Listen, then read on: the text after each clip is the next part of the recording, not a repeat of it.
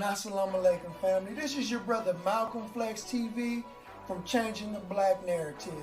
And if you would like to join on to the Nation of Islam and accept your own and be yourself, please send me an email at malcolmflex19@gmail.com. And if you would like a subscription to the Final Call newspaper, you can also go to finalcall.com, because the Final Call newspaper has been within the black community for years and has changed and saved a lot of lives. It has saved minds, for example. And if you would like to hear the latest lectures and webcasts by the Honorable Minister Louis Farrakhan and his students, the students of the Honorable Minister Louis Farrakhan, you can also go to NOI.org. So if you would like to accept your own and be yourself, I will do my best to direct you to your local mosque and nearest study group. This is your brother Malcolm Flex TV.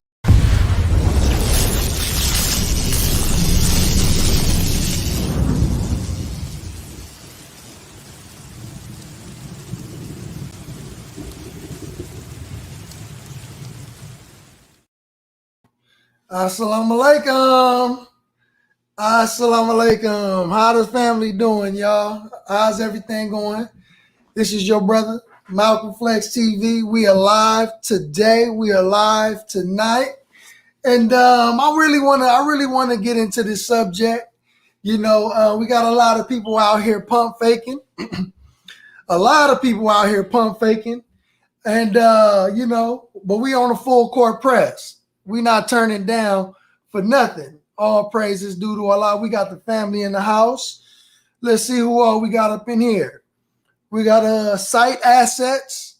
Peace to you, family. Brother West in the East. Peace to you, family. DBO 89. Peace to you, my brother.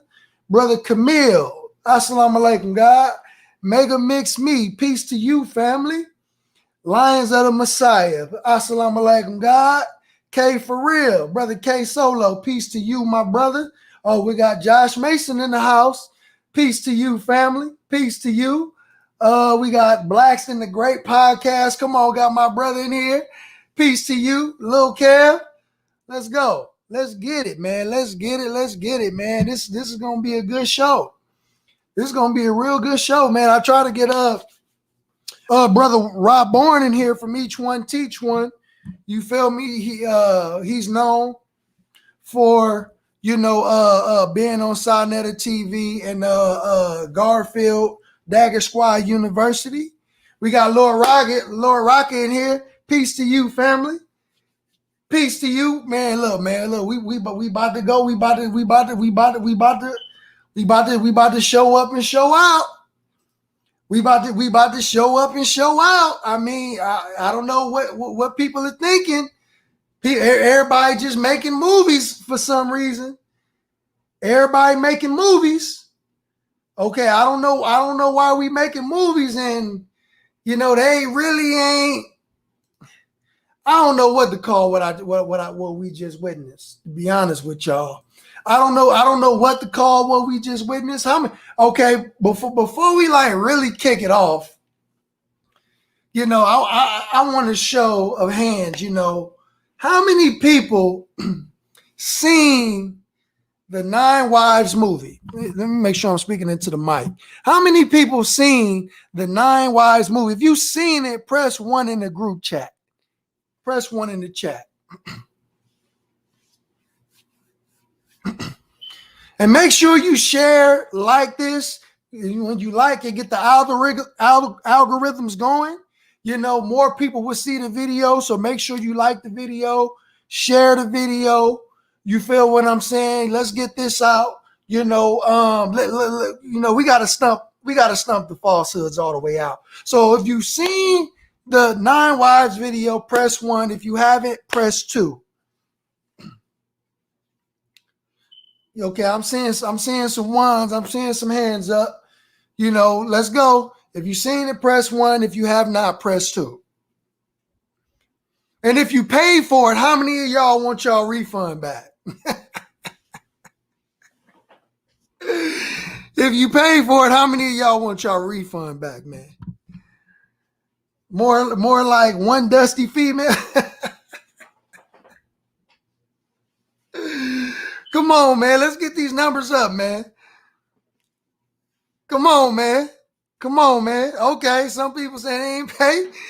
You know, man, look, I wouldn't even advise people go spend their money on that, man. I want my refund, man. I'd rather send it to you before you go and spend your money. And that's just real. You know, we getting ready to put together a beautiful documentary called "But Didn't You Kill Malcolm" by our brother Debunked Muhammad. How many of y'all know our brother Debunked Muhammad? We working on our own documentary, a Nation of Islam documentary. The brother who's writing the script said that the script will be ready on the 15th. So I think today's what? What's today's date? What's today's date, y'all? Help me out. Today the 15th. So the brother said that the script should be ready by tonight, 9 p.m. The brother said that the script should be ready by tonight, 9 p.m. But Didn't You Kill Malcolm documentary script should be ready. Okay. And if you haven't got the book, please go and get our brother book. But Didn't You Kill Malcolm by brother Debunked Muhammad. We're doing a documentary based on this right here. So if you have this book, you will be able to see this information in video form. Right? So if you've seen the movie 9 Wives, on a scale of 1 through 10, family, how disappointed are you? What would you rate the movie 9 Wives, first of all, from a scale of 1 through 10?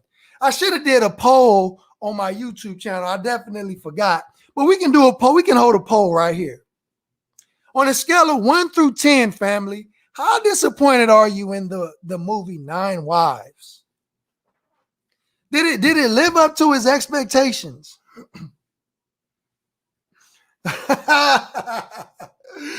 Yeah. Hey, somebody getting on me about the way I say script. Praise be to Allah. Come on, man. On the scale of 1 through 10, family, we got about 17 people in here. Let's get some more people in here. But I want to see from 1 through 10. 1 through 10, what would you rate it?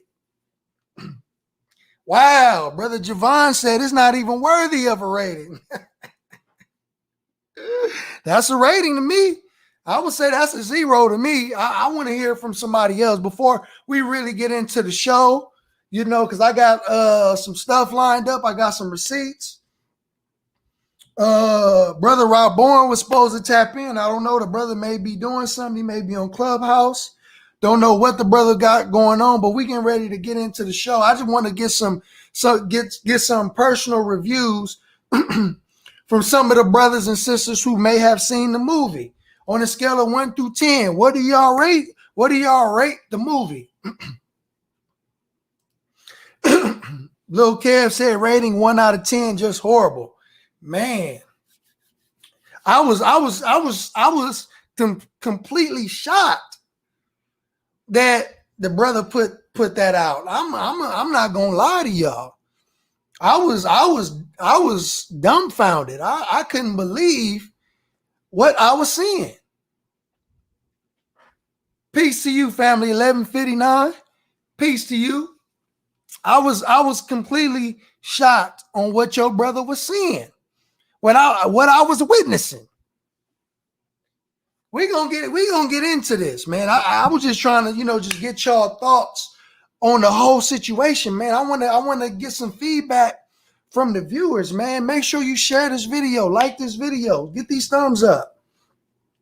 Get these thumbs up. Share. I don't care if it's on your Facebook, your YouTube, your Instagram, because I'm getting ready to go into these receipts. And not only that, I'm going to drop some unheard Malcolm X audio.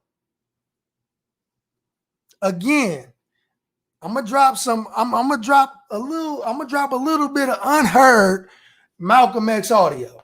Some stuff that y'all never even heard before, family. But you gotta share this video, man. You gotta get this. If y'all want to get this exclusive, you gotta share this video, man. You gotta get these likes up, man. Because your brother about to go in. You know, I don't come with nothing but receipts. I come with nothing but proof and facts. Okay. So we getting ready to get into this, man. Because again, I'm gonna drop a little bit of unheard audio. So the brothers and sisters who ain't here, they just gonna miss out. They just gonna miss out. I'm sorry. Y'all just gonna miss out. You feel me? I don't know what to tell you. But yeah, we getting ready to go in. We getting ready to go in right about now. Make sure y'all tap in because we getting ready to do this. So what I'm gonna do to start the show off, right? I'm gonna play a video with Fred from Barbershop Conversations in his discussion with Brother Garfield, right? Because I can easily, play clips, clip them up. But I'd rather you all hear what he said in real time. I'd rather you hear what he said in real time so we can respond to it accordingly. Right? I want y'all to hear the energy in this man's voice. I want y'all to hear the arrogance, the pompous in this man's voice, talking about the Nation of Islam, man. I want y'all to hear it for yourself, man, and understand why I feel the way I feel right now. I want y'all to understand why. I want y'all to feel your brother right now. So if y'all want to get this exclusive, share the video, man. Because I'm going to play some exclusive audio that ain't nobody heard. So let's get to it. So I'm going to share my screen. And then also, I got some receipts lined up. Because for some reason, Fred don't never had no receipts. The brother, he go up on these platforms. He make a lot of outrageous claims. And he never presents any form of information. Why? Why don't Fred ever show any receipts, but he goes on platforms talking crazy about the Nation of Islam? Yeah, it's the same guy that got smacked up. It's him. But I don't want to go into I don't want to go into that.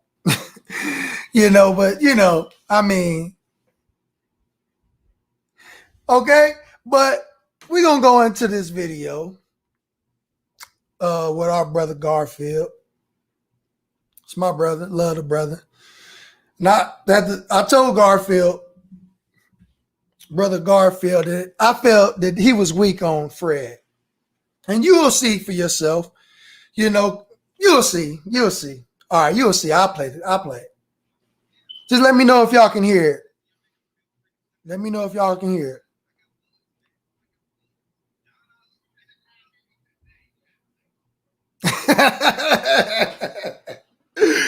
That's right. The brother was shooting blanks. That includes you. That's right. Come on, man. Oh, y'all can't hear it? Hold on. Y'all can't hear the audio. Wow. Okay, y'all can't hear it. Hold on. Let me make sure y'all can hear the audio. No audio, huh? Let's see what we can do. Sorry about that.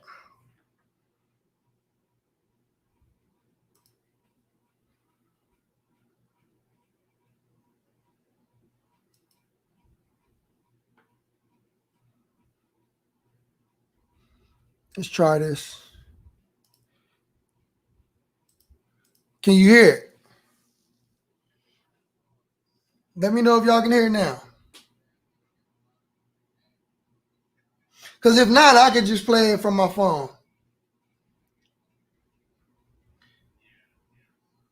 If y'all can't hear it from the laptop, let me know if you can hear it from my phone. Peace, Brother Tony. Okay. All right, I'll just play it from my phone. We'll just play it from the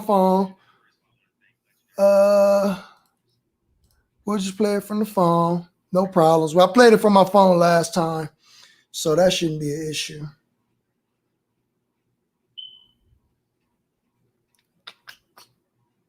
Give me 1 second. I'll just play it from the phone. There we go.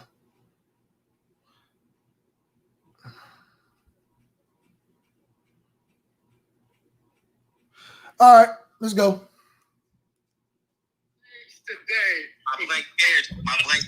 Like every black person when they hear a gunshot. Now, if y'all can hear that, let your brother know. The black man is God. Yeah. Oh, yeah, hold on. Yeah, brother can play it if his will play.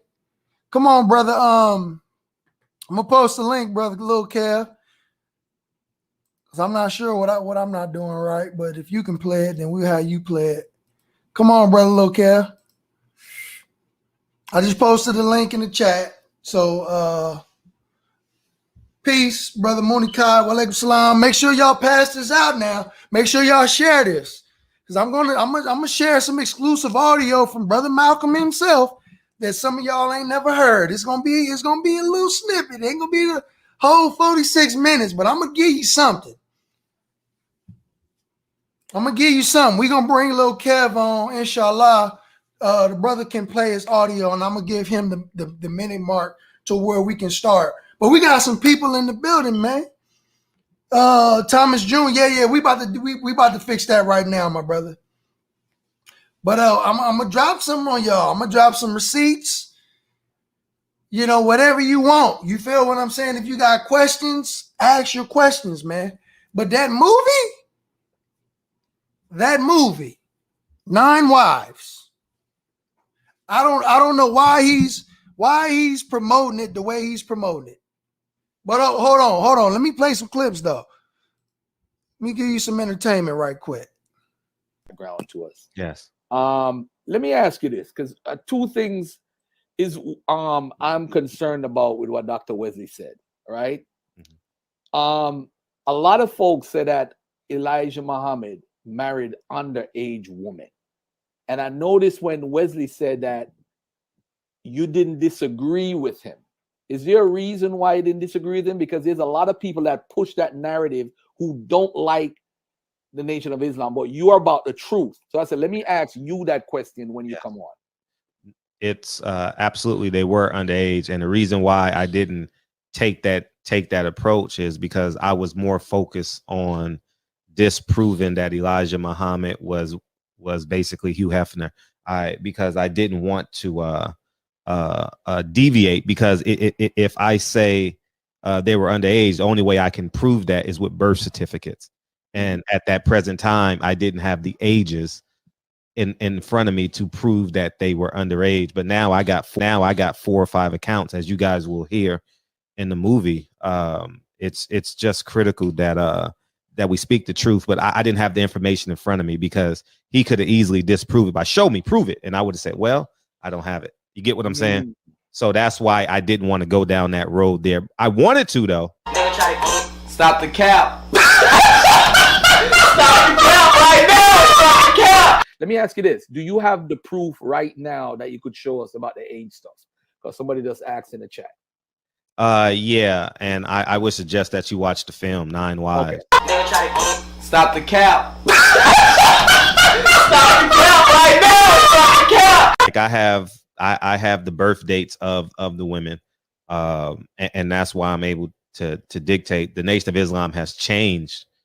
The Nation of Islam has changed their birth certificates and scraped the internet of things like as such. So stop the cap. Stop the cap right now. Stop the cap. Man, come on, man. That brother big capping, man. Big capping. Hey, brother, Lil Kev, what happened, man? You was up here, brother. What happened? I just want to play a clip right quick, but the brother big capping, man. The brother, he's big capping. You know, because I mean,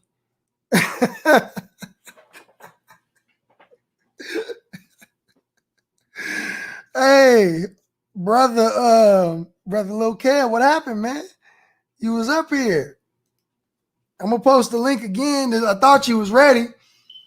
But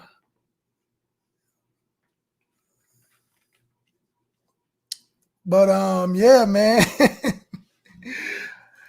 Yeah, man. Tell the brother, man. Yes. Let me ask you this, because two things is I'm concerned about with what Dr. Wesley said, right? Mm-hmm. A lot of folks say that Elijah Muhammad married underage woman. And I noticed when Wesley said that you didn't disagree with him. Is there a reason why you didn't disagree with him? Because there's a lot of people that push that narrative. There you go. Assalamu alaikum. Peace. Walaikum assalam, brother. How you doing? I'm good, bro. I'm good, man. You see that clip? That one right there? Did you get to see the whole thing? The majority of it, yes, sir. Majority of it. Yeah. How you been?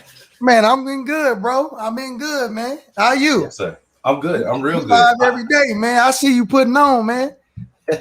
I'm trying to, yes, sir. I went and paid for that, because I saw you was coming to do this tonight. So I went and paid for that movie yesterday and went and watched it. Oh man, you should have told me. I'd have just sent you the link. That's what I've been telling everybody too. I'm like, don't go behind no paywall. I got you the link, bro. Look, man, if y'all ain't seen it, man, I'm gonna send y'all the link, man. So how we gonna do it? How we gonna do this? You just gotta let me know. Whatever. Here, let me pull up the You know which video it is? No, sir. You just let me know.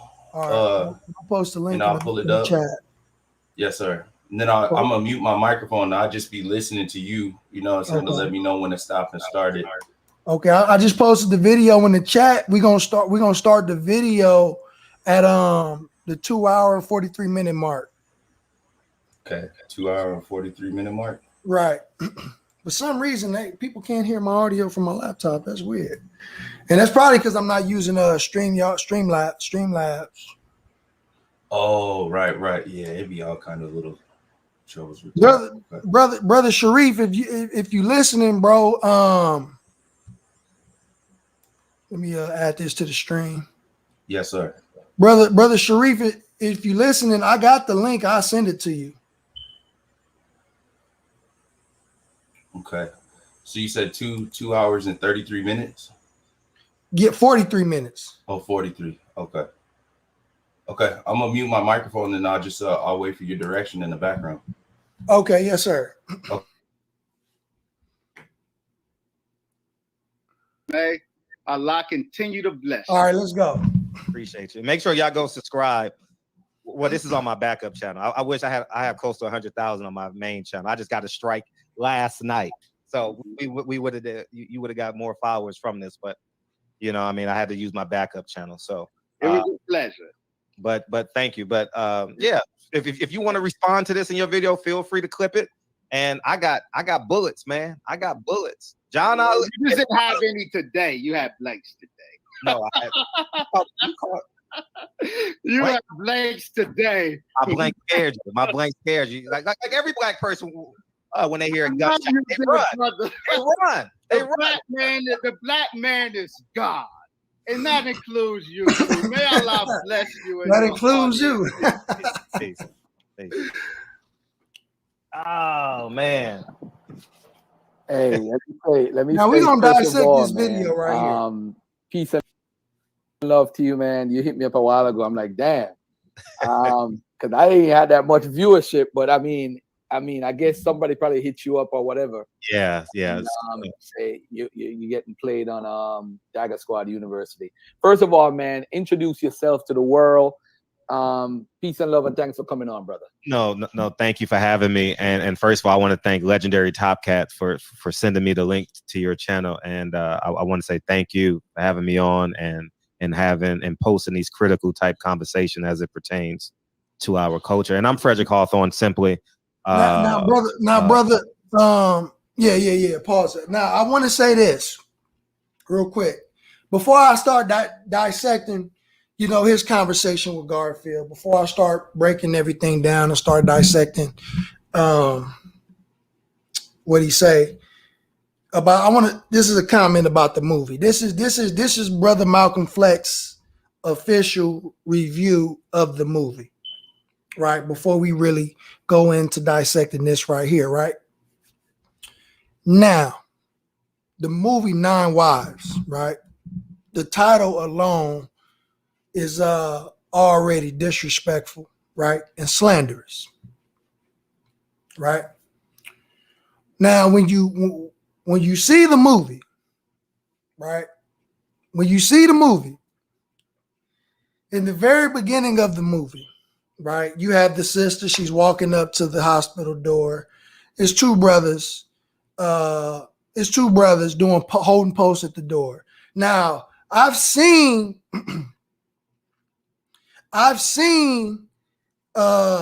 depictions of the FOI in movies before. So I would give it to the brother that these brothers didn't look dusty like those other brothers in previous movies and shows that I've seen people try to depict the FOI in. I give it to those brothers. Those brothers look somewhat like a FOI. Those them type of bow ties, we don't wear them, but they wasn't dusty, So the sister entered into the room and she did a 15-minute monologue, right? She did a 15-minute monologue basically talking to a sleeping or comatose Elijah Muhammad, incoherent Elijah Muhammad. She was going off just rambling throughout the whole scene. The whole movie was one scene. The short film was just one scene, right? So I don't know if that's normally what they do in film festivals. That might be something that, that they do in film festivals. So I could be wrong, in regards to that. It was just one scene, right? Besides the brothers at the door. So what, probably two scenes. So that might be a thing that they do in short films. I don't know. Right. Thank you, brothers. And, but during the whole time, she just going off on her frustrations. Now, one, I don't know if she's just repeating his own personal frustrations that he has directed towards the Most Honorable Elijah Muhammad, because it sounds like that's everything that's coming out of his heart and his mind and how he feel, right? Two, the sister that's doing the acting, we don't know which sister this is supposed to be. Right? Exactly. Somebody asked, who is she a real life depiction of? We don't know. Right? We don't know what sister she was supposed to be portraying in the movie. Right? So that's another conflict that I have. But the major thing that I didn't like, that it's like when Fred goes on these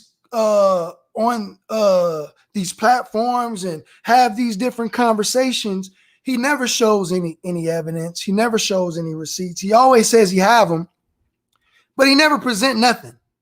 So it was like that. Like the movie presented no facts. It was just this one young lady, supposed to be one of the women who was with the Honorable Elijah Muhammad, but never say who she is, never give any actual facts or evidence. I mean, I don't know what we was looking at. Like, we could have filmed that with an iPhone on our own.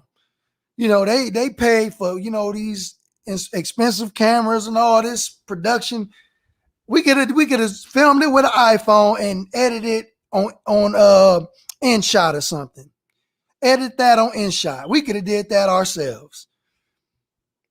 Right? That's how bad it was. Honestly. right? Not just my review. You know, I give it 2 thumbs down. That's how bad it was. At least if you're going to do a video about the Nation of Islam, then you at least got to have some quality to it. It's at least got to be formidable. You feel what I'm saying? I'm like, we all like, what do we do with this? Right? So, all right, let's get into the video. A man that searches for the truth as it pertains to this subject. You know, I recently just dropped a film entitled 9 Wives, and it deals with this very subject about Elijah Muhammad and his 9 wives, you know, case in point, the title, and it tells the truth. First person accounts, Elijah Muhammad family members, best friends. No, stop. He said it's a first person account. He got first person accounts, right? Go ahead, brother Kev. Louis Farrakhan and members of the Nation of Islam. As you heard, Muhammad Ali's wife, Khalila Ali. I made a mistake and called her Khalila Muhammad in this interview, but I'm pretty sure people knew what I was talking about. And many others. You know, Elijah Muhammad currently has many family members who are currently homeless. We had to reschedule interviews to actually do it. And I just wanted to be fact-based because the Nation of Islam, as you guys, some may believe, some may not. Now listen, he keeps saying that he wants it to be fact-based. I don't see what was factual in that movie. I really didn't see what was factual in the movie. He didn't present anything. Let's go. It's because the Nation of Islam, and thank you, brother Kev, some may believe, some may not. Yes, sir. No problem. Totally your perspective. Spread lies about Elijah Muhammad. I mean, spread lies about Elijah Muhammad, him too.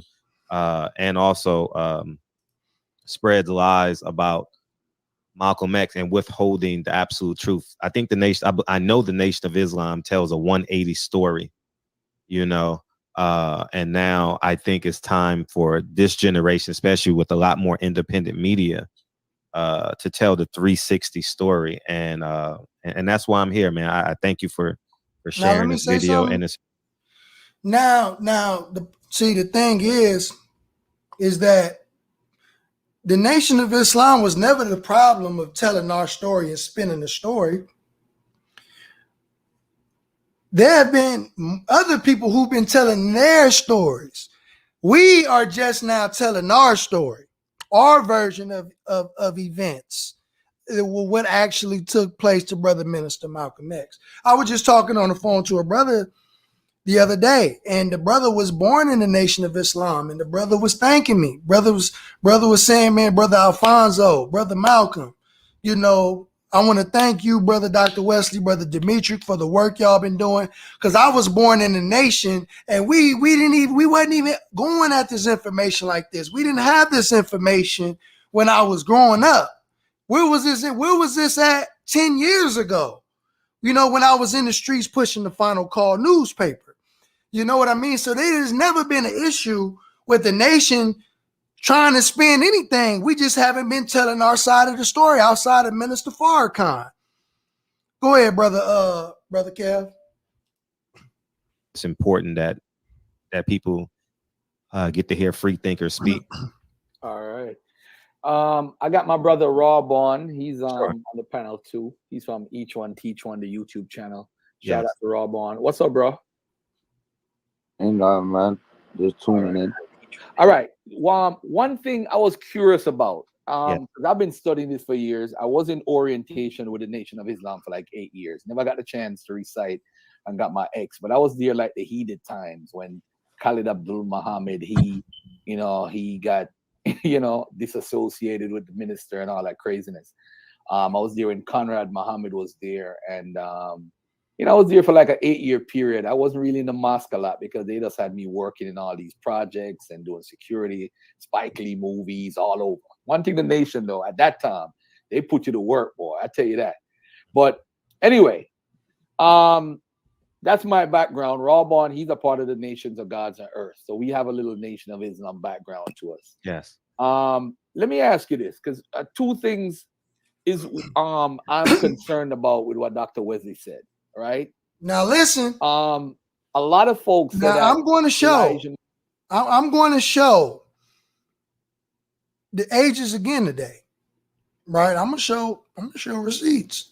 But listen to what he say. Listen to what he's saying, and then why? Because I got my PowerPoint right here with the receipts, with the evidence. So I'm going to be comparing notes with everything that he's saying. So don't miss the show, because again, at the end, you might miss something at the end. So I'm saving a little treat for a little bit later. Some never been heard stuff before. Okay, so just stick around, share this video, get them thumbs up. All right, but I'm playing this because I'm gonna be cross-referencing with the actual PowerPoint at the same time. Thank you. two things is I'm concerned about with what Dr. Wesley said, right? A lot of folks say that Elijah Muhammad married underage women. And I noticed when Wesley said that you didn't disagree with him. Is there a reason why you didn't disagree with him? Because there's a lot of people that push that narrative who don't like the Nation of Islam, but you are about the truth. So I said, let me ask you that question when you come on. It's absolutely, they were underage, and the reason why I didn't take that approach is because I was more focused on disproving that. He said absolutely, right? That means there's no doubt. He said absolutely they were underage. There's no doubt when you use the word absolutely. Go ahead, Brother Kev. Elijah Muhammad was basically Hugh Hefner. Because I didn't want to deviate, because if I say they were underage, the only way I can prove that is with birth certificates. And at that present time, I didn't have the ages in front of me to prove that they were underage. But now I got 4 or 5 accounts, as you guys will hear in the movie. It's just critical that we speak the truth. But I didn't have the information in front of me, because he could have easily disproved it by show me, prove it, and I would have said, well, I don't have it. You get what I'm saying? So that's why I didn't want to go down that road there. I wanted to, though. You know, Elijah Muhammad pause it. Pause it. Thank you. All right, let me share my screen, man, because you know he said he wanted to go there. He didn't want to go there because if he had the facts, he would have presented it. You know, I don't know any people that really go out their way to attack the Nation of Islam. You know, brothers and sisters go out their way to come at the nation. You say you got it, but when it's time to present it, you don't show it. You know, that's suspect to me. Let me share my PowerPoint. Okay, here we go. Let's go. All right. You see that? These are my Malcolm X receipts right here, family. These are my Malcolm X receipts. Somebody go talk to Mr. Fred Hawthorne.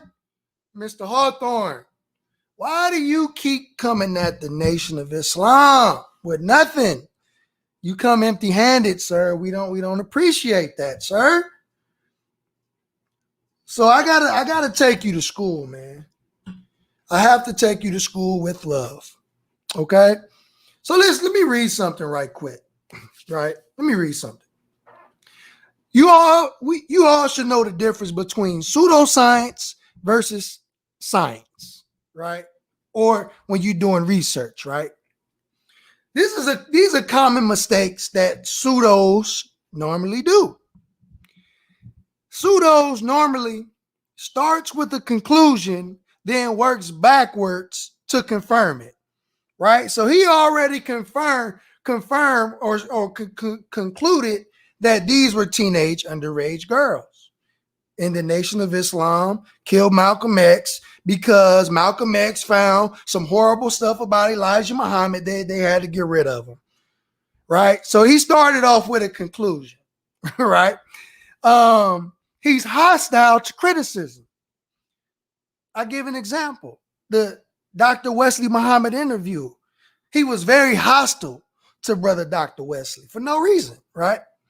He used vague jargon to confuse and evade. Right? He's very vague with his discussion to try to confuse people, but he really want to evade from the actual truth. You're going to see evidence of this stuff. Right? Another one makes grandiose claims that go beyond the evidence. People like him make grandiose claims that go beyond the evidence. So he said it's the absolute truth. They were underage. Well, we're going to find out. So we'll go back to this. I just want to just go through some of that right quick. Where are we at? Nope.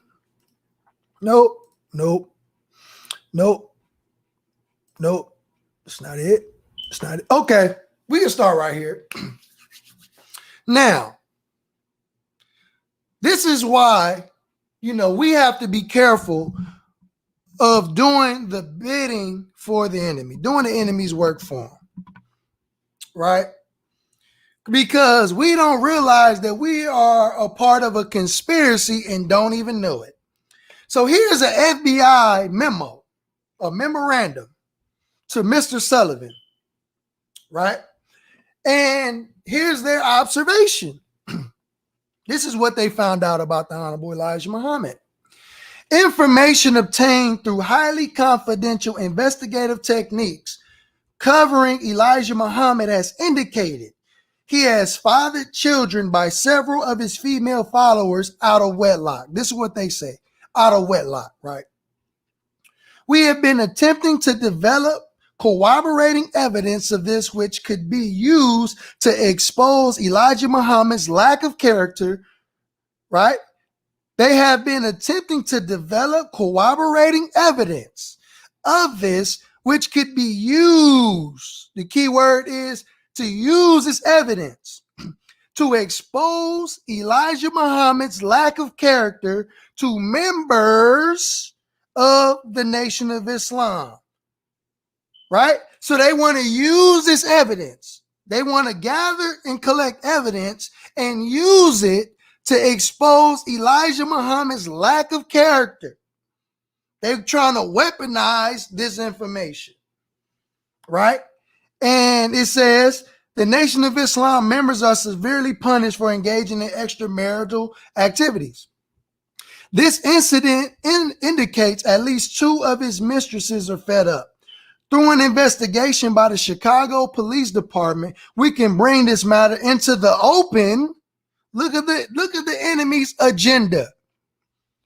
Through an investigation by the Chicago Police Department, we can bring this matter into the open, where exposure of these activities could be made without jeopardizing our highly placed sources.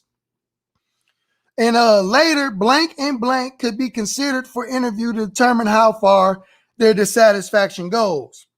The Chicago Police Department may find it propitious to interview these women, talking about Mother Lucille, Mother Evelyn. These women and information it obtains could be used to further expose Elijah Muhammad, right? And then there's when you read the whole thing, it talks about how they're going to do it. They're going to use anonymous letters and anonymous phone calls to spread this information. And later on, Wallace D. Muhammad takes this information and gives it to Brother Minister Malcolm X. So it was the enemy's plan when they learned about this through their informants to take the information and try to expose the most honorable Elijah Muhammad. But we'll go into that a little bit more in detail, right? But I had to give a pretext on why this information was exposed publicly in the first place, right? It was because of the enemy, is the point that your brother's trying to make. Now, here are the ages of our sisters, of our mothers, right? Why he couldn't do this? He said it's an absolute fact. Well, we'll go over it right now. Sister Lucille Rosary Muhammad. He said he had the birthdays of the sisters. Hold on real quick. Hold on right quick. Wait. Brother Kev, can you play the video before I go in to the ages? Can you play the video just a little bit more? Yes, sir. Thank you.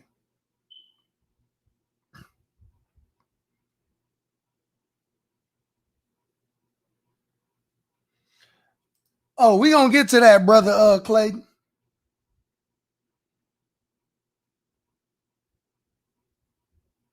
Oh, I'm sharing the video. My bad. Let me unshare my screen so you can play that.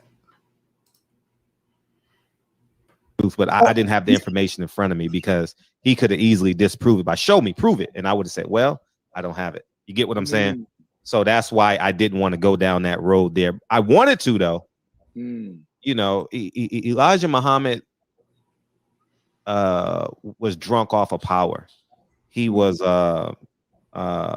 I believe it started off good. I believe it was a nationalist group. I believe that he used the religion as a linchpin. I don't think he really exerted himself in the Quran, because I think he would have learned Arabic. You understand what I'm saying? So I think that he used the Bible. I mean, he used the Quran similar to the way Christians use the Bible to build a flock. And I think he was shout out to brother Josh Mason for his donation. All praises due to Allah. Thank you, bro. Play it, because he said he was the Elijah in the Bible, and it's like, you know, people are like, damn, I wonder if he really was. You know what I'm saying? Because when you grow up in Christianity and you hear about Jesus coming, you hear about Elijah. I think he was I mean, they said he couldn't read and write, or he was at a third or fourth level, but boy, he was a smart dude when he came to that book. I tell you that right now. He was pretty smart. Let me ask you this. Do you have the proof right now that you could show us about the age stuff? Because somebody just asked in the chat. Yeah, and I would suggest that you watch the film 9 Lives. Okay. You know, what is the link to the film? Is it on Amazon? So he suggested we watch the film, but he said he had the ages of the sisters, right? Earlier he said he had the ages, and he said the Nation of Islam actually wiped the internet. I don't know how that's possible. I don't know how it's possible for the nation to wipe the whole internet of somebody's public information. I don't understand that, right? But we gon' I found it, so I don't see how it was so hard for him to find it. Brother asked if I can blow the presentation up. Okay, there we go. My bad, y'all. My bad. I should have did that with the first one. I forgot to put it on presentation mode. But we here. Here are the ages. I dare somebody try to prove me wrong. I dare you. I want you to tell me I'm lying. Right? Tell me I'm lying. Right? Sister Lucille. Rosary Muhammad. Birth, November 30th, 1930. Her first child, Saudi Muhammad. Saudi was born January 17th, 1960. Mother Lucille was 30 years of age when she had Saudi. She's currently 90 years old.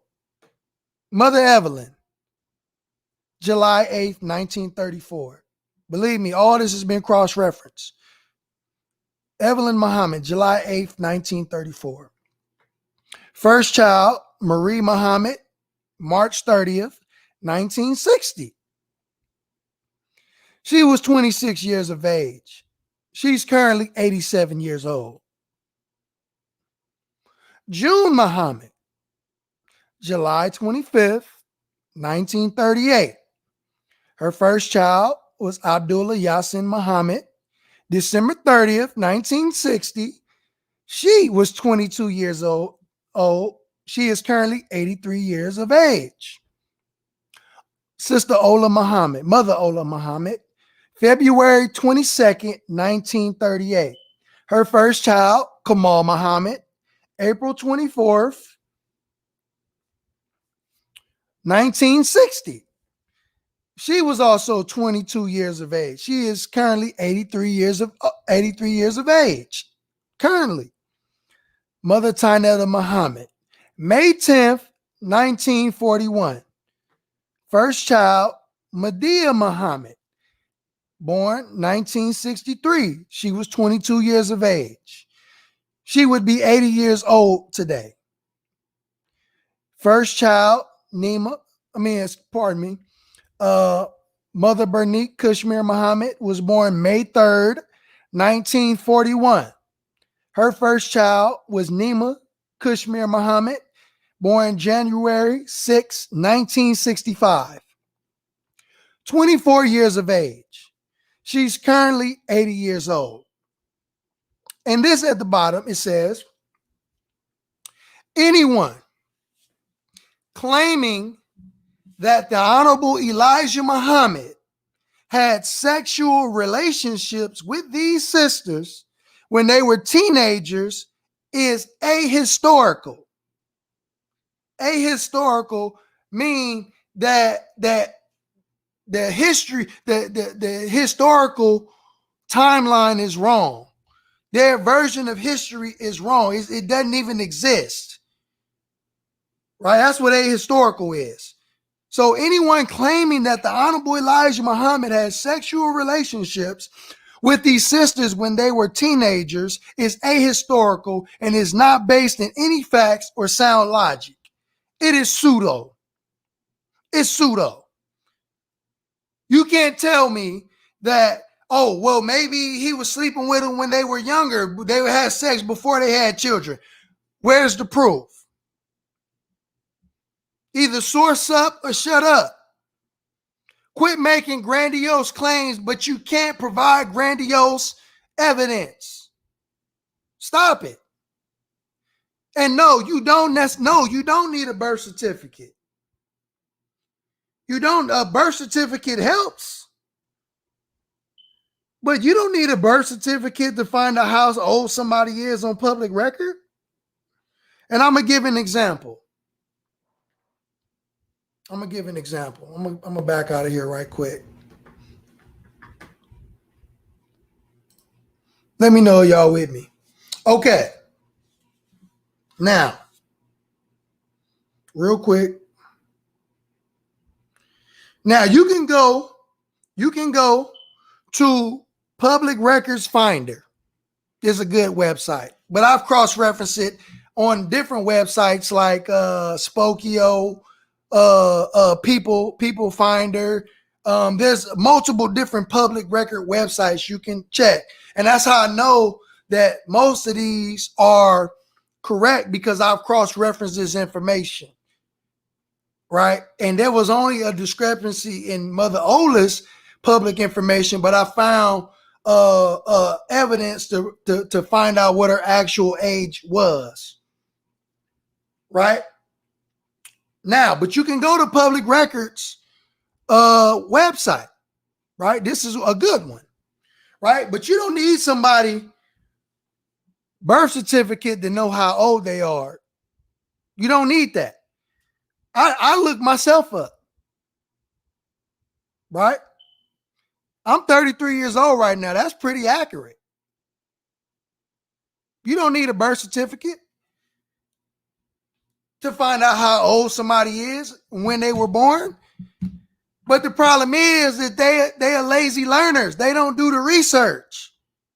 They don't do the research. So prove me wrong and tell me I'm lying.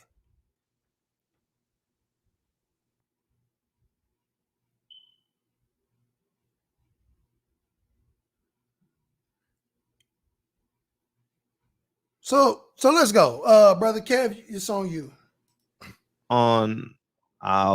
Should I send you the link? No, just tell me. I'm gonna just type it in. Oh, it's the Barbershop Conversations /9Ys, or just click the link in my bio. And I actually have, and moreover than that, like I have the birth dates of the women, and that's why I'm able to dictate. The Nation of Islam has changed. The Nation of Islam has changed their birth certificates and scraped the internet of things like as rewind that. I have the information. Back that up. Moreover than that, like I have the birth dates of the women, and that's why I'm able to dictate. The Nation of Islam has changed. The Nation of Islam has changed their birth certificates and scraped the internet of things Pause. as. Now, this man just told a bold-faced lie. This man said the Nation of Islam changed the birth certificates and we scraped the internet. But he has the actual true ages. Do y'all hear this, man? Y'all hear this madness? So, exactly. Sister asked great question. So how did he get them if we changed them? Where did he get the original ages from? The original birthdays? And what he got is different from what we got. And if we did change the birth certificates, if we did scrape the internet for the birthdays, then who's the individuals who did it? I want to know who the hell did it. Let me know. Name them. See, that's what I'm saying. When you go back to the pseudoscience, people make grandiose claims without evidence. That didn't even make no damn sense. It really didn't make no damn sense for him to say that. If you have the ages, just say how old they were. Just tell us when the birthdays are. Name the children. When were the children born? Who are the wives? Who are these sisters? Name them. Come on, brother Kev, let's go. As such, so but I have the information. I've interviewed so many people as it pertains. I've traveled thousands of miles, did hundreds and interviews and/or conversations. It took me 7 months to produce this film as it pertains to information. I could have done this movie just by looking at YouTube videos, but I think it was important that I sat in front of the people who were still alive. John Ali is still alive. He's 92 and 93 years old. Now pause it. Now he gonna go to tell you and brag how many people he interviewed, all the places he traveled, but he'll never tell you at any moment he interviewed any of the sisters or he have interviewed any of their children. He hasn't interviewed none of the children, none of the sisters, but he interviewed everybody else. But if you want to know the truth, why not just come to the source? Go ahead, brother Kev. The people who are still alive. John Ali is still alive. He's 92 and 93 years old, and he lives in Chicago. I spent 12 hours. I spent the whole day with John Ali, the national secretary from 1960 to 1969. Elijah Muhammad's right hand. Was he an agent? Everybody always say he's an agent. Was he an agent? I asked him that, and he said he was interviewed by J. Edgar Hoover when he graduated from a prestigious college. I'm drawing the blank on the name of the college. And now, brother Dr. Wesley exposed John Ali for being an agent. He is an agent. And when you go through the FBI documents, you will see that a lot of these intimate conversations that they expose of the Honorable Elijah Muhammad is like, how the hell they get all this information? It's because his national secretary was working for them. That's why. Go ahead. A prestigious college. I'm drawing the blank on the name of the college. And I believe that he brought that type of logistics to the Nation of Islam. Do I think he is a man that leveraged the Nation of Islam for self-gratitude? Absolutely. And case in point, with he made a lot of money. He made a lot of money off of Muhammad Ali, he and Herbert Muhammad, as it pertains to doing business with it was called Main Bouts at the time. And if you look at the FBI files, it's funny because I have a good relationship with Bob Arum. He's close to 90 years old too. Actually, he just called me right now, and I'm supposed to do an interview with him today at 11. But the point is, Main Bouts is in the FBI files. And in terms of, as a matter of fact, in terms of location, in terms of time, I think the FBI files are absolutely accurate. You know, like where was Elijah Muhammad in 1963, February 3rd? They know. And then you cross-reference the absolute fact. Now the conversations, I mean, that's totally used to your discretion. But yeah, did you talk to What's the guy that wrote the book about the 5 people that assassinated Malcolm? No, because that was I interviewed Kondo. No, not Okondo. I know Zach. I know him. Yeah, But Marion. another guy. He passed away. No. Who I interviewed was Tamara Payne. I interviewed her. Mm-hmm. Her and her father's research, but I was more focused on the people that were actually there. Yeah. You get what I'm saying? I think that was important. But you wouldn't focus on none of the sisters who were married to Elijah Muhammad, none of their children, but everybody else who turned hypocrite and left the Nation of Islam. Okay. People that were actually there. Yeah. You get what I'm saying? I think that was important because I didn't know how much time I had. So that's why I called John Ali on Friday. I was there Saturday on the plane. I live in Los Angeles. So Farrakhan's best friend, I couldn't get there. So we WhatsApp together. You get what I'm saying? His best friend is close to 90 years old. So I was on that type of approach. You know, I could have contacted Ilyasha. She's been on my platform and conversed with her. But now I'm glad he mentioned that. Y'all heard that? Rewind that for me, Kev. His best friend is close to 90 years old. So I was on that type of approach. You know, I could have contacted Ilyasha. She's been on my platform and conversed with her. But I wanted to get in. Pause. Now, he just said that Sister Ilyasha Shabazz, daughter of Minister Malcolm X, was on his show, right? And she was. He interviewed her. And in the interview, the brother tried to get the sister to condemn and denounce Minister Farrakhan and the Nation of Islam. And the sister would not fall into his trap. The sister would not bite. The brother was slithery like a snake. He tried to do it skillfully. If you go and watch the because it's like 6 parts or something. If you go and watch the interview, and he tried to slither like a snake and manipulate Sister Ilyasha Shabazz. This is my sister. I love that sister. To denounce Minister Farrakhan and the Nation of Islam, she did not fall for the trap. She did not bite. And this brother, when he saw that she didn't go along with what he was trying to do, he tried to go into the crocodile tears and start crying. Oh, you know, I love your father so much. I really appreciate your father. Your father was a real man and he made me a man. Bruh, come on with all the crocodile tears, man, all the crying and stuff, man. Because if you really love Minister Malcolm X, then when Charleston White came on your show and told you to your face, F Malcolm X, bruh, all them tears that you was crying in front of Sister Ilyasha Shabazz and talking about how much you admire her dad, but you let a man come on the same platform and say F her father? Brother, you ought to be ashamed of yourself. You ought to be ashamed of yourself, brother, because I'm not even a follower of Minister Malcolm X, and I would have defended that brother stronger than you defended that brother. I would have defended any black leader,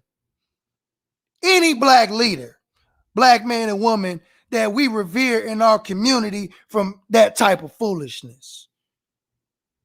You could have been John Henry Clark. I don't even mess with John Henry like that, but I got enough respect for the brother to not allow nobody on my platform and disrespect that brother. Y'all hear what I'm saying? You with all the crocodile tears in front of Ilyasha Shabazz, trying to get her to denounce the minister, denounce the nation, but you let a man come on the same platform and say, screw her father. And you just laughed it off like a chump. But you got all these boxing videos, bro. You can't box. You ain't got enough guts and testicular fortitude to stand up to a Charleston White.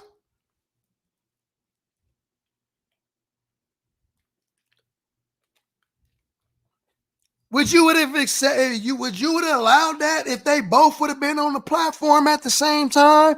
You would have let that man say F that sister's father to her face? I'm perplexed that you would even, but see, that goes to show y'all something. What I'm saying is true, because when you go and watch this movie, Nine Wives, he don't play no clips from the Ilyasa Shabazz interview because she didn't give him nothing to work with. That's why he didn't play no clips of the sister. Why? Because he couldn't get her to fall in his trap and slander the Nation of Islam. Family, what I'm speaking is the truth. Take it or let it alone. Let's go. Ilyasha, she's been on my platform and conversed with her, but I wanted to get in. I took secret missions to Detroit. I took secret missions to Chicago that no one knows about. You get what I'm saying? And that's what I did. And I'm not at liberty to release their names because of Farrakhan still is doing dealings with them. And but that's what I did. And when people die off, I will release this information. But anyway, I won't need to release this information because when they die off, people are going to be fighting for money. You understand? The same thing when Elijah Muhammad passed will be the same thing when Louis Farrakhan passed. Pause. Did you happen to Pause. He's not dealing with no brothers and sisters who are governed and controlled by money. Ain't nobody finna be fighting over nothing when the minister leave. And we got our orders and we got our instructions. We know who's gonna be the leader of the Nation of Islam when the minister makes his departure. That goes unsaid. Everybody in the nation know what's up. It's just y'all outside of the nation don't know what the hell going on inside, but y'all keep opening up your damn mouths, speaking on stuff y'all have no knowledge of. And that's the problem. We got to get some of y'all up out the community with the foolishness. Go ahead, Brother Kev. Will be the same thing when Louis Farrakhan passed. Did you happen to interview the wives or the people that you said you have their documentation? Can I plead the fifth? Play that back. Play that back. Did y'all hear what he just said? Play it back. Did you happen to interview the wives or the people that you said you have their documentation? Can I plead the fifth? He never interviewed the wives. You ain't even got to plead the fifth. Just say no. That's what I'm saying, man. Just a supreme pump faker, man. Well, just say no. You ain't interviewed nobody. God dang. Go ahead, brother. Huh? You mind if I plead the fifth? No, you can say what you want. Because that would be the most primary. Because I'm gonna graciously plead the fifth, and you can plead the however fifth. you want. And as far as John Ali, yes, the person who gets interviewed by the FBI and yes, is doing all kind of this weird stuff that he's been doing, you don't think that he was compromised in any type, shape, form, or fashion? all of them were compromised. H.L. Hunt was the financial fount, was financially supporting the Nation of Islam. Every leader in the Nation of Islam is compromised. You understand what I'm saying? Now, play that back. Play that back. We about to deal with it. Play it back. Financial fount was financially go back a supporting little the bit Nation of further. Islam. Go back a little bit further, Kev. Play it back. He's Yes. doing all kind of this weird stuff that he's been doing. You don't think that he was compromised in any type, shape, form, or fashion? All of them were compromised. H.L. Hunt was the fount, was the financial fount, was financially supporting the Nation of Islam. Every leader in the Nation of Islam is compromised. You understand what I'm saying? So oh, this comment got me rolling right now. He said, Fred, you compromised. Now look. No, keep playing, because it's a little bit more. It's a little bit more to it. Keep playing. Except our brother Malcolm, yeah. I think Malcolm would have been the biggest difference maker in Black America from 1960s on. You know. Yeah. What I mean by like compromise. Oh no, he wasn't compromised. No. I think Malcolm was. You can pause it. You can pause it. Now. See, now here's the problem, family. Here's the fundamental problem with that. They are brothers and sisters in the community. Treat Brother Minister Malcolm as if he's the second coming of Jesus Christ. Brother Minister Malcolm was capable of doing no wrong, according to the brother.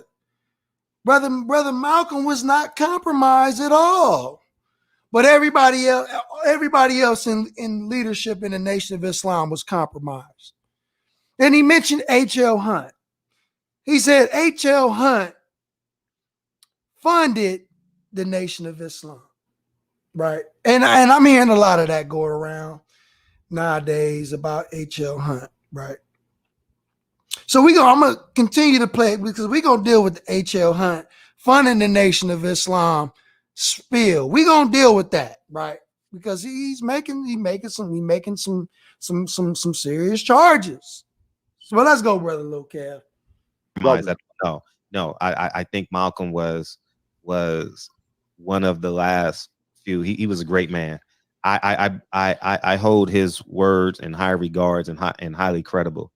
Did John Ali meet with any other people in New York? None of those five guys? Because I always hear somebody from Chicago came and met with somebody before the night before Talmud Chair. I don't know how true that story is. I'm going to release that interview probably. I'll say this. He always pled the fifth. He always deviated from the question when I talked about Malcolm. But I will say this. He said this while we were having dinner at his favorite restaurant. And I have the second quote online. I mean, but I don't have the first quote because when he said what I'm about to tell you, I said, hey, you mind if I record this conversation? And I put the phone in the middle of the table. He says, Malcolm X was a dead man walking. And I said, huh? He said, yeah, Malcolm X was a dead man walking. So I put my phone, I have an Android, and I put my phone in the middle of the table, and it's between us, and you can hear all the ambient noises. Now, based on that statement, now I want to hear from some of the audience. Now, from that statement by John Ali, when John Ali said Malcolm X was a dead man walking, does that mean Nation killed him? Like, it seemed like, man, people is either lacking comprehensive skills or they are intentionally manipulating information. Does that mean because he said Malcolm X is a dead man walking, does that mean he was killed by the Nation of Islam? That doesn't mean that. That doesn't say that. How can anybody get that from that? Like, I don't get it. Yeah, selective hearing and deceptive intelligence, man. Let's go, brother Kev. Android, and I put my phone in the middle of the table, and it's between us, and you can hear all the ambient noises going off. And he says, I quote, every minister in the Nation of Islam wanted Malcolm X dead. And I said, whoa. And it's very faint because he's 93 years old. And he has he's not sick. I don't know what a 93-year-old man, but I'm talking about he is as healthy as a 93-year-old man can be because he goes all the way. Okay, so he's making the claim we killed Malcolm. Okay, let's go. Let's deal with it, man. I don't know. I don't even know why he's playing games, man. I don't even know why he's playing games, man. All right, let's go.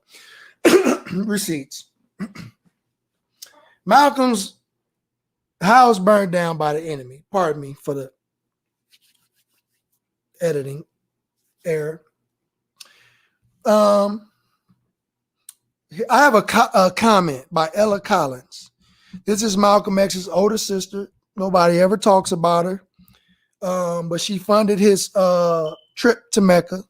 And she played a major role in the brother's life when he was young and his years in the Nation of Islam. And I'm going to comment with what the sister said. So it says, afterward, police officers suggested to reporters off the record that Malcolm has set fire to the house to procure publicity for himself. The police even produced a liquor bottle filled with gasoline, which they said they had found on the dresser in the room belonging to Malcolm's youngest child. Right? Now, devils, why would Malcolm's child be sitting in a room with a liquor bottle filled with gasoline? That don't make no sense. His youngest child, right? Come on, we ain't that dumb. A Muslim spokesperson echoed the police claim that Malcolm caused the fire himself for publicity. Who was that Muslim spokesperson? John Ali. Okay, just to be clear, John Ali did. Commenting on this episode, Ella Collins, his half-sister, said, when they planted the gasoline, I knew it was no longer the Muslims.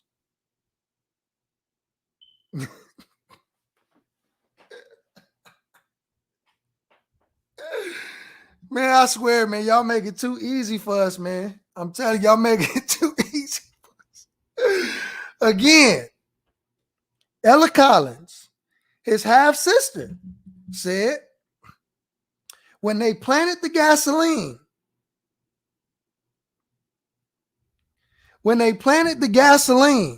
I knew it was no longer the Muslims. Only the police could have planted it, because as the fire died down, neighbors went into the house to get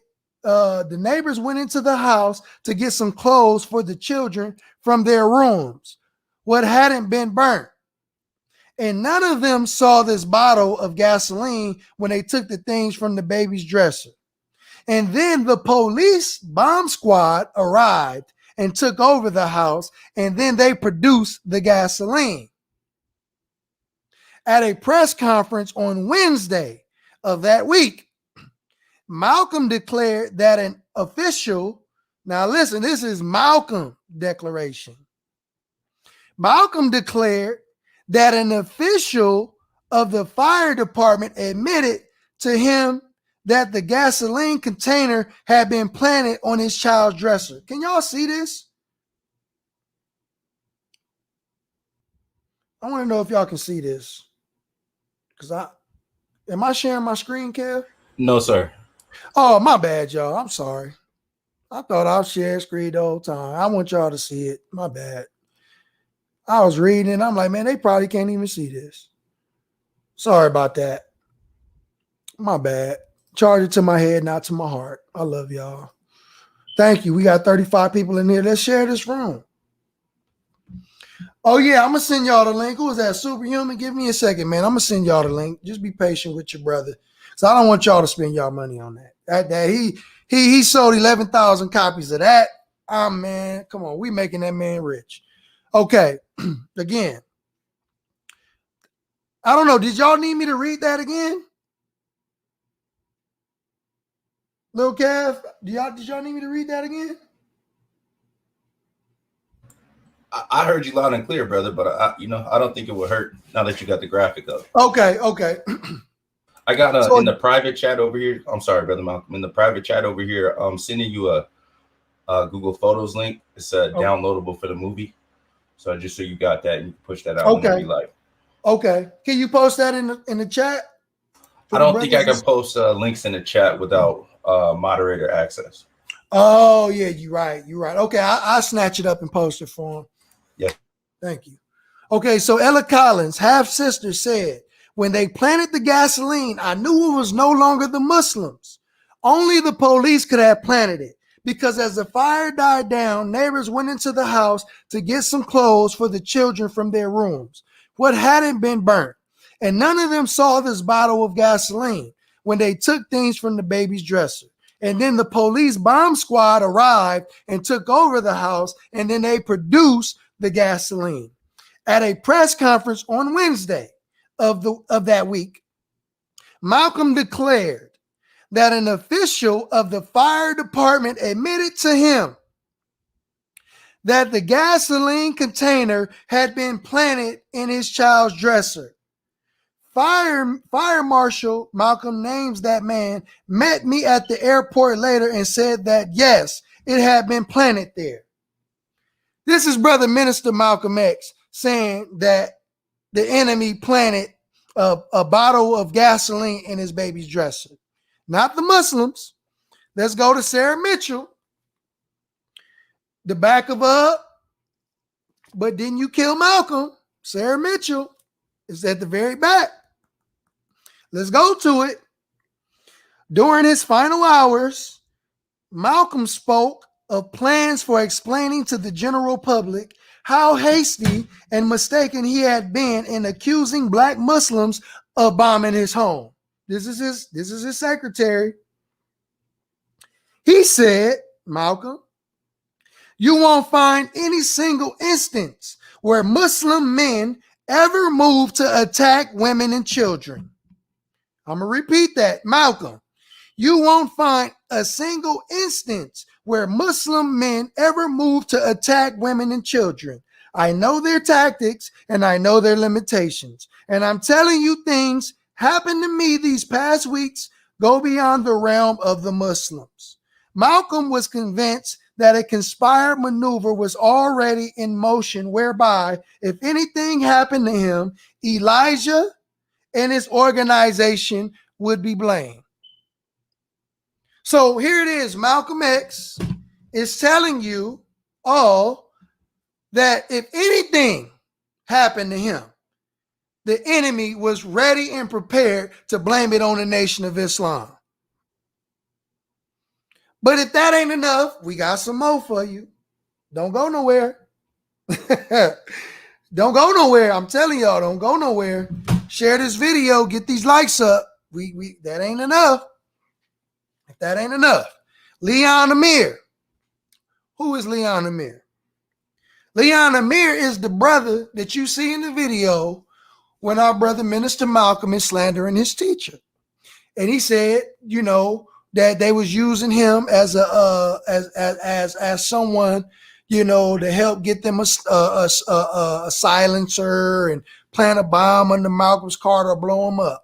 And to be honest with y'all, I think that is complete rubbish. I think that is BS. I think that brother wasn't being intimidated by the Nation of Islam. I think brother Leon Amir was being intimidated and being forced to act like he was being intimidated by the Muslims to get close to brother Minister Malcolm. The brother was used as a Manchurian candidate, and I'm going to show you why. OAAU Leon Amir traveled to New York to meet with other friends and followers of Malcolm. Amir had been approached by Muslim brothers to participate in an attempt on Malcolm's life and had told Malcolm about the plot. I don't believe it.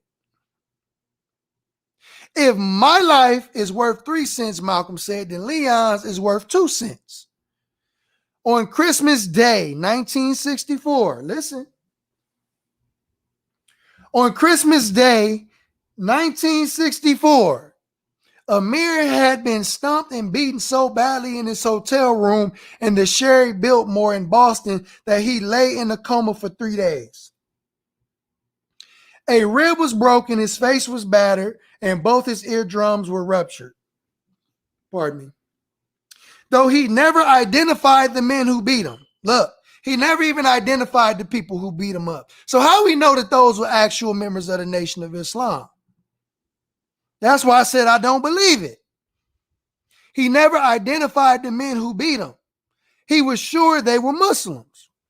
When Leon returned to Boston after Malcolm's funeral, he told a Socialist Workers' Party forum that he had information about who really killed Malcolm, and he implied that the killers were not Muslims, but the power structure.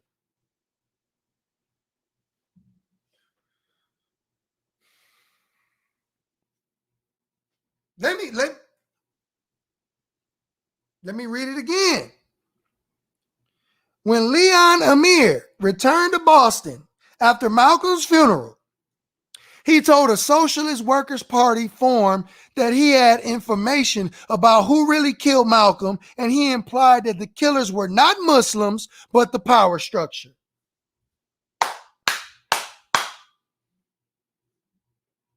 Allahu Akbar. And why is this significant?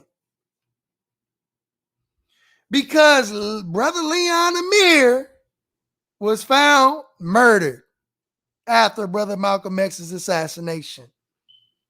So after the brother made this claim, Leon Mir ended up dead.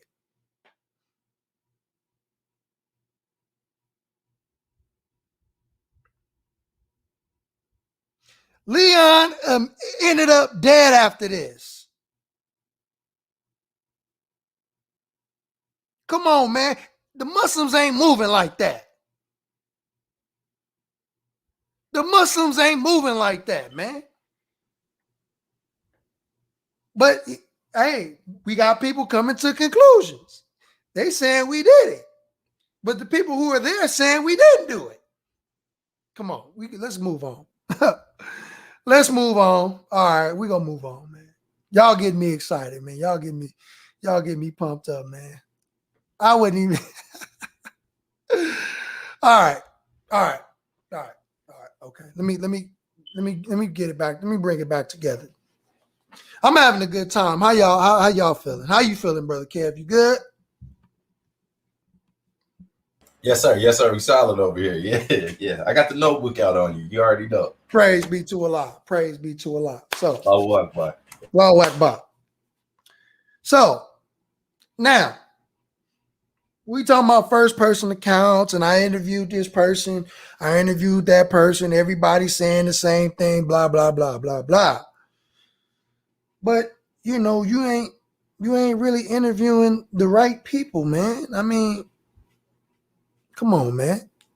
Everybody got smoke for the nation.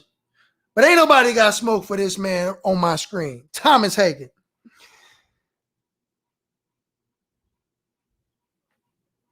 Somebody said move their comment off the screen. My bad. Who comment? Okay, my bad. My bad. Brother on me, man. My bad. Okay, my fault. Are we good now? Brother Lions of the Messiah, we straight? We good? All right, cool. Again, everybody got smoke for the nation. But ain't got smoke for this man right here, Thomas Hagen. One of the admitted assassins that fateful and unfortunate day. February 21st, 1965, right? So now, people want to put it on us, on the Nation of Islam. But let's hear what the admitted assassin said. Because we know about the 2 affidavits that he did. We know about him saying that Norman 3X Butler and Thomas Johnson was not involved in the assassination of Malcolm X, which got them exonerated. They were released from prison 20 years later. We know that, right? He stuck to his guns all the way through trial and all the way till he was released. He said he cleared those brothers' names and actually named those who were involved, right? And he's no longer a member of the Nation of Islam. No longer a member. Am I going too far, Brother Kev, or should we play some more of that video?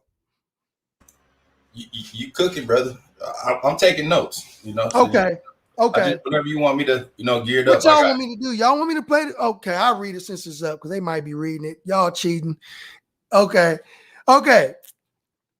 So he's no longer a member in the Nation of Islam. He has no allegiance, no ties to the Nation of Islam.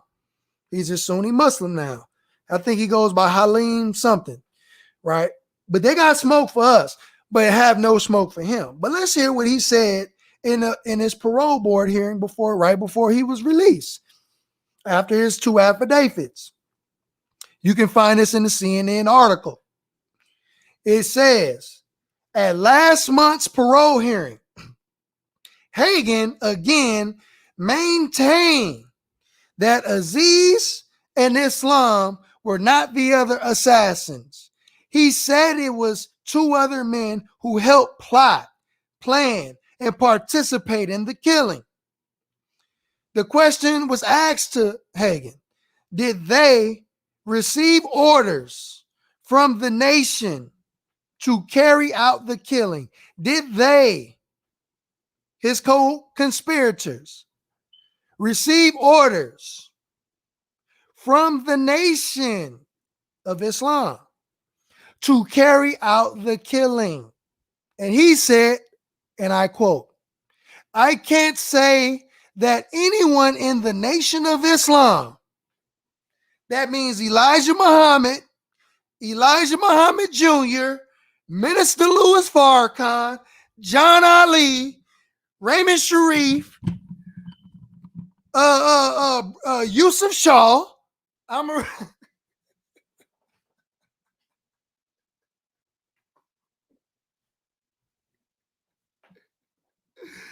Man, I'm telling y'all, man, y'all making this too easy, man. Again, did they receive orders from the nation to carry out the killing? I can't say that anyone in the Nation of Islam, again, Elijah Muhammad, Raymond Sharif, Yusuf Shaw, Louis Farrakhan, Elijah Muhammad Jr., John Ali, anybody in the nation. Anybody in the nation. He said, I can't say that anyone in the Nation of Islam gave us the idea or instructed us to do it. Gave us the idea or instructed us to do it. We did this ourselves for the most part. We did this on our own. No Nation of Islam. This was our fault. Our fault. It's us. I'm taking responsibility for this and my co-conspirators. The Nation of Islam never told us to do this. We did this ourselves. So why are the nation being blamed? See, and the brother tried to play dumb in his interview with Dr. Wesley. The Nation of Islam institutionally is not responsible for the death of Malcolm X.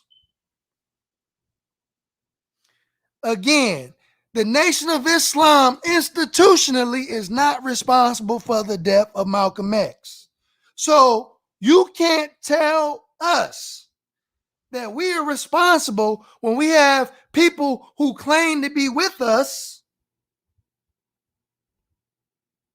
who got their ex, but they're inactive members. They're not even active. They out of the mosque. They suspended from coming to the mosque. Go out and commit a crime and you blame it on the institution?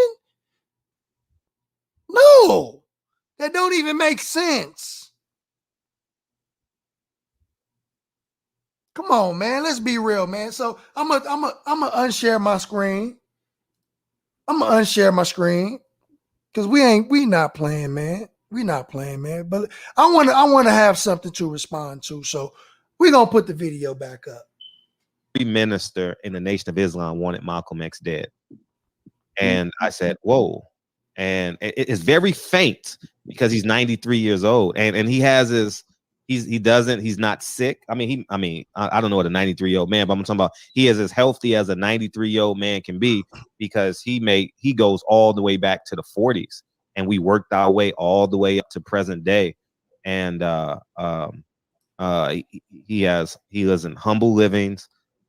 He's been living in the same place for 50 years. He doesn't get anything from the Nation of Islam. He lives off of his Social Security and stuff like that. So yes, that is a quote that I have from John Ali as it pertains to my interview with him. And he said so many more things as well, as it pertains. Like he even said, I asked him about the wives, and he said, yes, Elijah Muhammad had a lot of kids.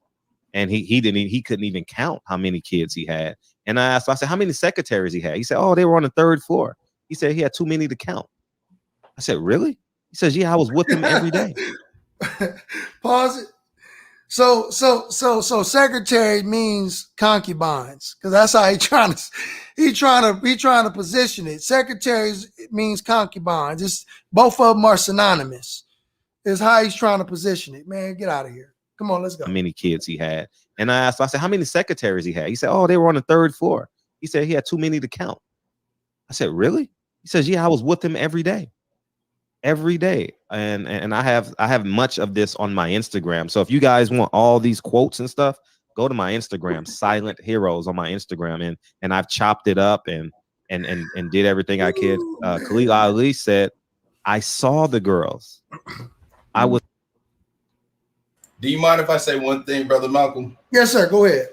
So I went to challenge him on his Instagram just the other day, yet last night. And immediately after the challenge, I doubled back about an hour later. And I realized that I could no longer visit the Silent Heroes page because I had been blocked off top. So y'all might want to DM him, because if you publicly challenge, he's going to block you. You know? Oh, he blocked you? He blocked me right away. Yeah. So just a slight caveat. Yes, sir. Yeah, that's that young Pharaoh stuff right there, blocking people. Let's go. Silent Heroes. Hold on on, Instagram. Pause, man. Okay, all right, look. We got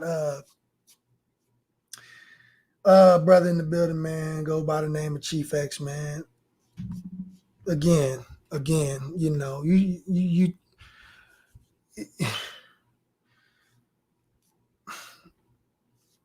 I mean, were they teenagers or not, man? I mean, if they were teenagers, show the receipts, man. Show the receipts, man. You got your platform, man. Show the receipts, man. I seen your video that you did last night, man, and you were completely misinformed, man. Very misinformed, especially about Master Fard Muhammad. You know, and I don't give a damn how long you been associated with the nation, or how much you think you know about the nation, how many DVDs and tapes that you had. That don't mean nothing to me. That ain't got nothing to do with research. That ain't got nothing to do with documentation. That ain't got nothing to do with scholarship. That you can't impress me with none of that stuff. You know what impresses me? Documentation, research, proof, the truth. That's what impresses me. You know, and don't move the goalposts. Please stop trying to move the goalposts. Oh yeah, they was teenagers, but even if they was 21, but still, no. The claim, the charge, and the accusation was they were teenagers. They were teenagers. That's what the accusation and the charge is. So when we debunk that charge, now we want to move the goalposts just to, oh, well, if they was 21, they're still messed up. That's not the charge. It's not the accusation. And if they were 21, they were still adults. They had, when you're 18, you have the right to give consent. It's called consent, right? So now that don't even exist no more when the truth start coming out. When you start exposing the truth, when you start peeling back the onion of the truth, ain't nobody even paying attention to that no more. Now we moving the goalposts. Now we changing the conversation. Now we deflecting. But the burden of proof ain't on us no more. The burden of proof is on y'all. So let's go. And I've chopped it up and did everything I could. Khalil Ali said, I saw the girls. I was there. I took Malcolm X's coat. I was in the foyer area talking to Dr. Betty Shabazz when Malcolm X went into the room. I have just put your link for your Instagram in the chat. Oh, anybody on Facebook or YouTube or whoever is watching. Yeah, I got one other question. That's really it. So yes. When you're dealing with his son, Walt Dean Muhammad, and it's basically stated that he's the one that told Malcolm about these women and things of that nature that started his inquiry. Is that true? Yeah, I do believe that I would suspect that they knew prior. I think Warf D. Muhammad, WD Muhammad, confirmed everything. Hold on right quick. Brother, Chief X, I think you just coming in the room. You said I haven't shown any proof. To all my people who's been on this live, If you've been on this live the whole time, press 1 in the chat if I just showed the receipts, if I just showed the proof. Press 1. If you've seen my prior video of me revealing the ages of the Honorable Elijah Muhammad's wives, press 1 in the chat.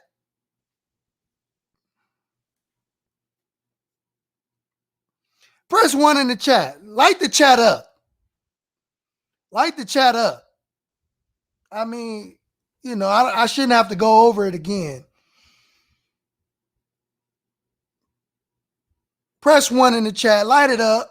I want to see all ones in the chat, man. If you've been in here, you see me. I just went through the ages. I just went over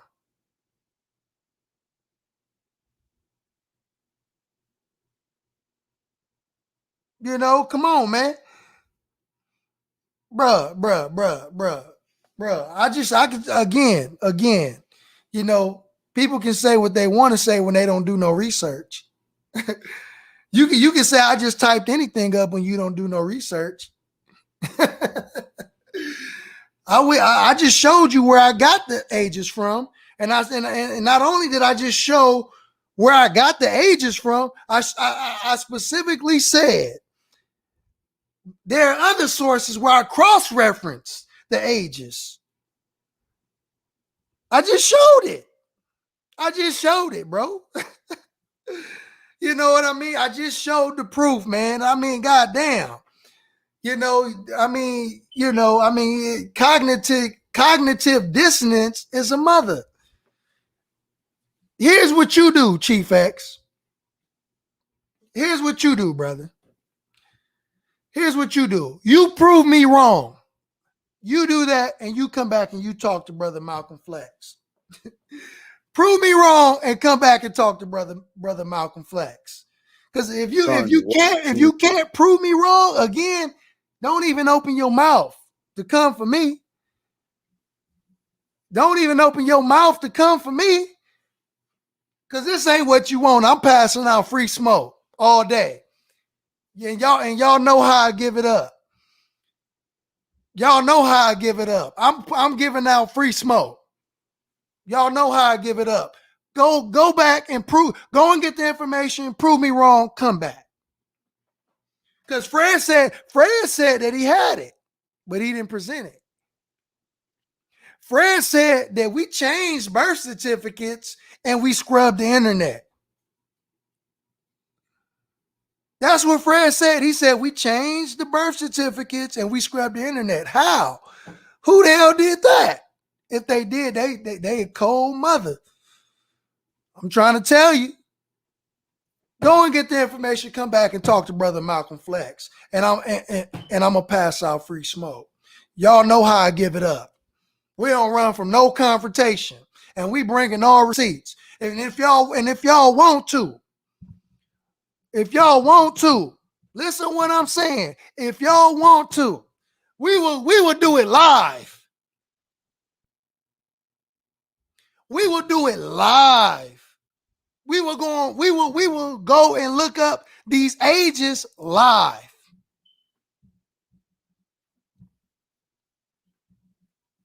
We passing out free smoke all day, every day. But let's go back with this video.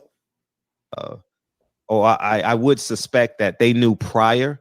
I think Warf D. Muhammad, W.D. Muhammad, confirmed everything in Malcolm. I believe it confirmed everything because he is the child of Elijah Muhammad. So I think that confirmation toiled in his spirit, and he had to respond in a moral and based off of his moral compass, and his moral compass was Elijah Muhammad, is this true? And it ultimately in 2021 we know that this to be true. 15 of his kids and 8 of his biological kids went to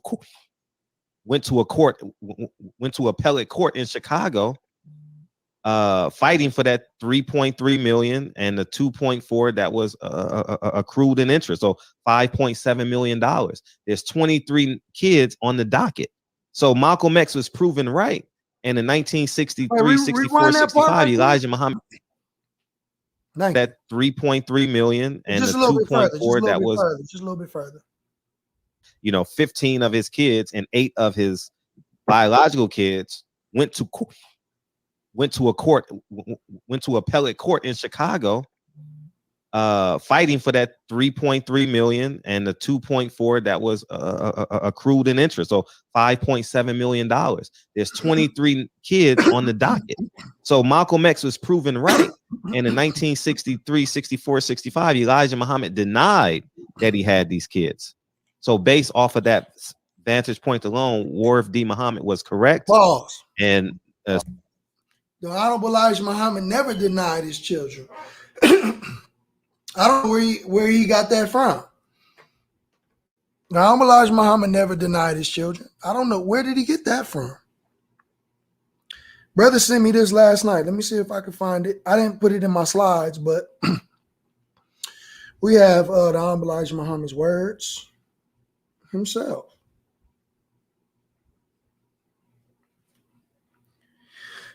Talking about it with a brother in the table talks. Thank you, Brother Clayton. Love you for this.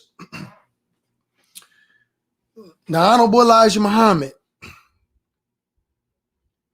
I'm certainly not that crazy of women. I'm not crazy about women. Sister, I bear witness to that. I see him running after you all the time, but you don't follow him up. The Honorable Elijah Muhammad. Well, that's proven there that he was not after women folk, but he had to fulfill scripture. God helped. Do what I tell you. Why was he so strongly opposed to Muhammad not doing, in this case, what he had designed for him? How could he fulfill the prophets of old? One of the brothers said, yes, sir. The Honorable Elijah Muhammad said he's a fulfiller. All of these prophets of old, they had more than one wife. From Abraham to Muhammad, they all had more than one wife. Well, how could Muhammad be proven if he didn't do these things to prove his own worth? The others would say, oh, so and so did so and so. Suppose he had to have done that. Yeah. And he would not have did, or you could not give him the credit of not doing as you're doing. Throw him in the pit. Let him crawl out the best he can. That's what God did with me. He threw me in the pit.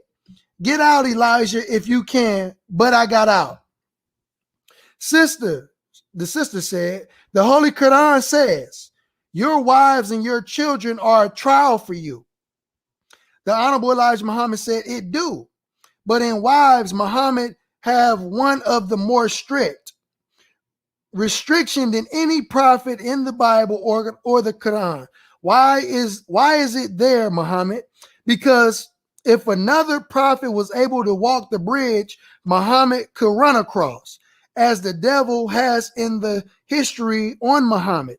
He says that by, the chance of sin, the hereafter is like the bridge made of a string across.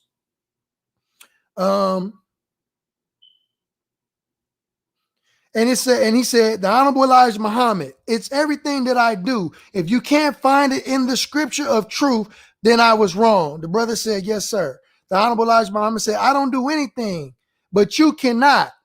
But it cannot be proven in the scripture. Take Muhammad, which means myself, there in the Holy Quran where he was frightened when Allah advised him to take women, take more wives. The brother said, that's right. The Honorable Elijah Muhammad said he was frightened. He said, but don't fear the people, fear me.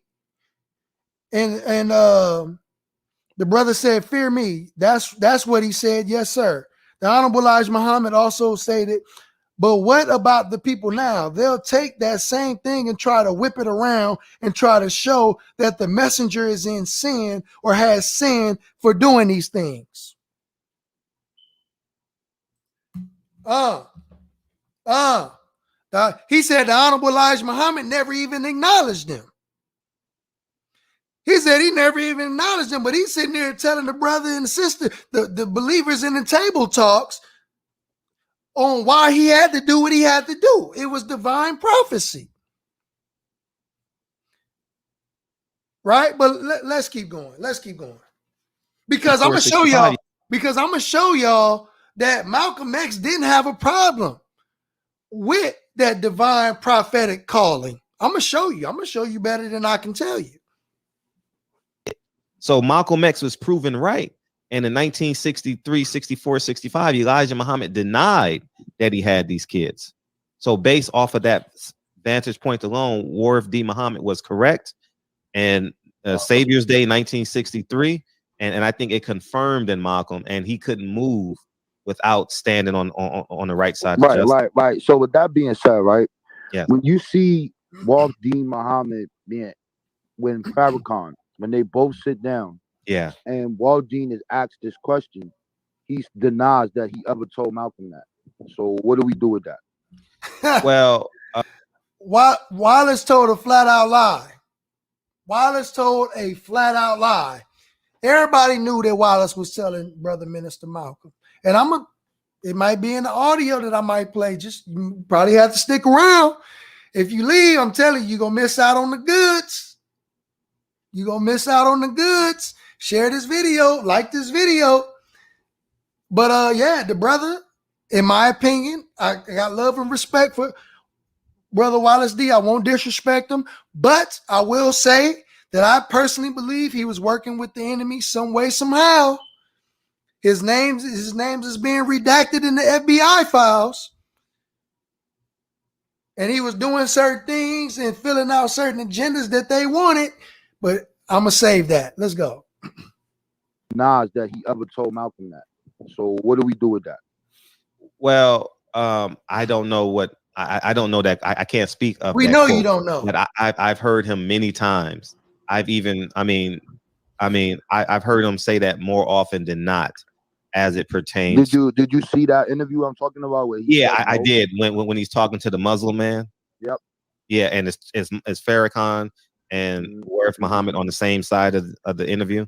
Yes, yeah, sir. I saw it and him. I did see that, but I can't remember that quote. So I don't want my words to be misconstrued. Okay. So I but he did say that he never told Malcolm that. But he also said that he did. Yeah, that's what I'm saying. It's very weird. That's all. Yeah, sure. Yeah.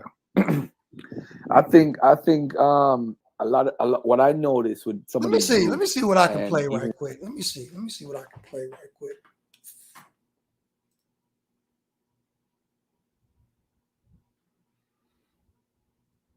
Okay. Now,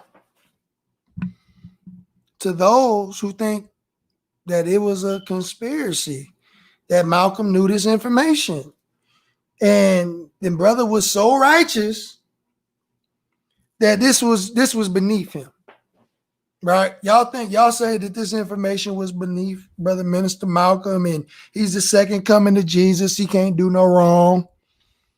But in my opinion, that if the brother is as righteous as people are trying to portray the brother, then as soon as he heard the information, he would have been a whistleblower and he would have exposed it outright. You don't wait until you get ready to get evicted from your home and you walking out of the courtroom from the eviction hearing to expose that information after you leave the Nation of Islam. No, you're gonna do something right then and there. If you not with it, right? If you ain't with it. So in my opinion, if you waited that long to say anything, and if the messenger was wrong, then you were wrong as well. You wrong too. But we gonna see that I don't think Malcolm shared the same sentiments that some of y'all sharing before he left, right after he left the nation. I would like to help. And I want to point out at this time, dear Holy Apostle, that at that time that I expressed this desire to help, I had no intention to delve into your family affairs, nor into their affairs. I had no knowledge of your family affairs. At this particular point, I knew absolutely nothing about that which I was going to run into. And I just frankly believe that it was Allah's will that I ran into it the way I did. And I hope that my running into it didn't cause repercussions that were damaging and too hurtful or that cannot be corrected in. Did y'all hear that? Did y'all hear that? Did y'all hear that? The brother said that he wished that he never got into family affairs. Oh, but now I'm gonna play it again for you if you missed it. I got some more. I'm gonna play it for you again if you missed it. I'm gonna play some more for you, but let me go to these receipts. We talking about people ain't bringing no evidence, ain't bringing no. Okay, all right, we ain't bringing no evidence. All right.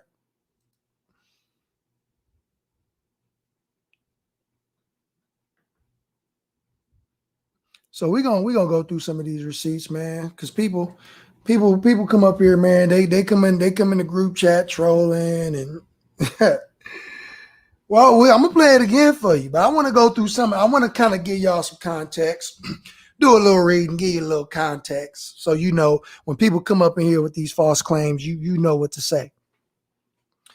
Malcolm, in his statements to the press when Malcolm first started speaking in Harlem, he said he had been hearing about Malcolm this and Malcolm that, and even Malcolm being called leader. Elijah said, "Is this the part I want?" I'll go through it. Elijah said, "Now this one and that one is getting jealous." Talking about the followers. That's no secret. The minister mentioned it was jealousy in the nation. Yeah, it is jealousy everywhere. He told Malcolm that he told Malcolm that Malcolm was Elijah's property and Elijah was Malcolm's property, to which Malcolm agreed. He told Malcolm that he had made an error. Malcolm stated he had asked permission in the letter before he said anything, and he understood. Hold on, I keep getting these notifications throwing me off. He told Malcolm he had made an error. Malcolm agreed. Malcolm stated he had asked permission in the letter before he said anything, and he understood it was all right. Elijah stated he certainly didn't say any such thing. Elijah said he could not understand why Malcolm took this position and poured it out and told them it was poison. He told Malcolm that he cannot use fire to fight fire, talking about the messenger's domestic life. Malcolm thought said it was okay, but the messenger said no. He said all of the time Malcolm had been referring to something else, and Elijah thought he had a sly scheme or a shrewd plan, but not this time. Elijah hinted we can't organize this man. He said if anyone had told him that Malcolm was going to use things like that, he would have not believed it. He told Malcolm if he loved Allah, then he must love Elijah as the messenger of Allah. Malcolm stated he would rather be dead. Listen, Malcolm stated he would rather be dead than say anything against Elijah. Malcolm said he didn't say anything to anyone about Elijah and had been using parables to speak. Elijah asked Malcolm how could blank, they redacted it, have gotten the wrong impression from what Malcolm had said. Elijah stated they all wrote to him and said about the same thing. He told Malcolm he could not walk through the woods with fire in his hand and could not start a fire. He said one must carry a bucket of water and not fire, right? And when you go down a little bit, the Elijah Muhammad asked Malcolm why Malcolm had been checking into Elijah's personal affairs. Malcolm stated that he had not asked anything about this, but had heard it in Chicago. He heard it in Chicago from who? Wallace. Malcolm said he talked to Wallace. They got his name blocked out, but we know it's Wallace because I got another receipt where it shows it was Wallace about it, and he had already knew it. Malcolm said he noticed the people in Chicago were very cold to Elijah's family in Chicago on Savior's Day. That's one. Okay. Let's go. Let's keep going.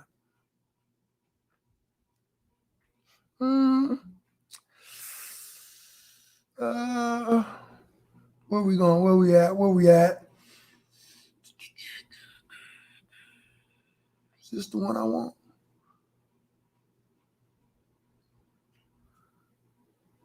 Okay, no, this is the one where people try to call the messenger a deadbeat. He's never in his child's life.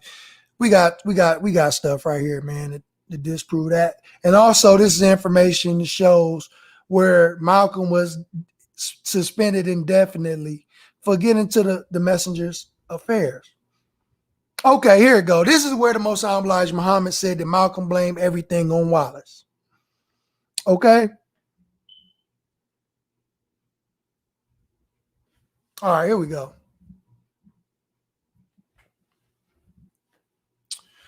All right. Okay, I think I just read this one.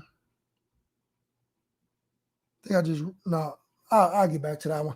Anyway, Blank had called him and stated Malcolm had been meddling in family matters. Elijah said Blank lied and that Elijah called to tell the family not to go to Malcolm with their troubles, but to come to Elijah with them.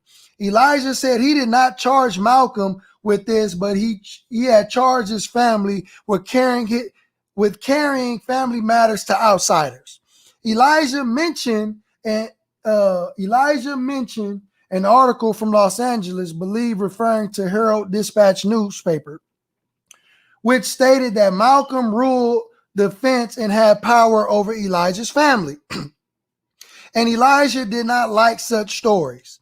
Elijah said Blank was a cause. They keep redacting the brother's name. They keep redacting his name, but we know who this is. Elijah said Blank was cause of all of these problems, and they had started after Blank was released from prison. So what son or what person do we know was released from prison at that time? Wallace was in prison. So when you fill in the name in the blank, it says Elijah said Wallace, was the cause of all of this, was the cause of all of these problems, as they had started after Wallace was released from prison. Elijah told Malcolm he should have put out this fire when Wallace mentioned it in Chicago. Wallace had told Malcolm this in Chicago after Savior's Day. It's in the audio recording. Rather than to start it in other places. Elijah mentioned Allah was punishing Wallace now, and it looks as if he is losing his mind. Elijah stated he had learned Wallace was the one. He mentioned the rest of the family did not want anything to do with Wallace because of his strange actions. Elijah stated he spent $20,000 and tried for 4 years to keep Wallace out of prison. Elijah told Malcolm he should have been able to withstand this temptation. Wallace threw at him as he just came from talking to Elijah. Malcolm said he should have come to Elijah at once. That's what Malcolm did. That was Malcolm's mistake. He didn't go directly to the Honorable Elijah Muhammad, and Malcolm admitted it on audio, but did not. And it was his mistake and weakness because he did not go along with what Wallace has said. Malcolm stated he was going to tell Elijah in Chicago the last time he was there, but had the matter on his mind about his speech in New York City. Malcolm stated since he has been a Muslim, he has always told Elijah what he has heard up until this past year. After Savior's Day, Malcolm said that this has hurt him and that he didn't tell Elijah and should have done so. And Malcolm stated he had lost so much of the drive since he had listened to Wallace, and this must have been the reason. Malcolm said he said to himself, how could Wallace be talking like this or have these ideas and still be teaching in the University of Islam? Malcolm said that Wallace had mentioned several of Elijah's personal problems, and he told Malcolm that Elijah was not even interested in correcting anything or solving anything or even making progress. Wallace, spoke against Elijah, and Malcolm commented that he felt better right now than he had in a year. So, brother Minister Malcolm felt better after, bringing all of this information out. But in other documents, the Honorable Elijah Muhammad stated that he knew what Malcolm Wallace had did, and it specifically says in the document. Here it go. It says Elijah is very much upset on hearing what Wallace. Hearing Wallace does not actually believe. Wallace Muhammad did not believe in his teachings that his father taught. He didn't believe that Master Farah Muhammad, Allah came in the person of Master Farah Muhammad. So he's just now hearing about this. And it says, he said to also tell Wallace, Malcolm put everything on him. He said, tell Wallace, Malcolm put everything on him. All information together. Elijah said, let my son know that. So I don't understand why they redacting all the brother's name out, and at the end it says, let my son know that. So you just told us that it was Wallace. Okay? They just told us it was Wallace. Okay? So I'm back. I'm missing a whole lot in the comments. My bad, y'all. Because we about to get back to the video. Oh, let me finish playing that audio again.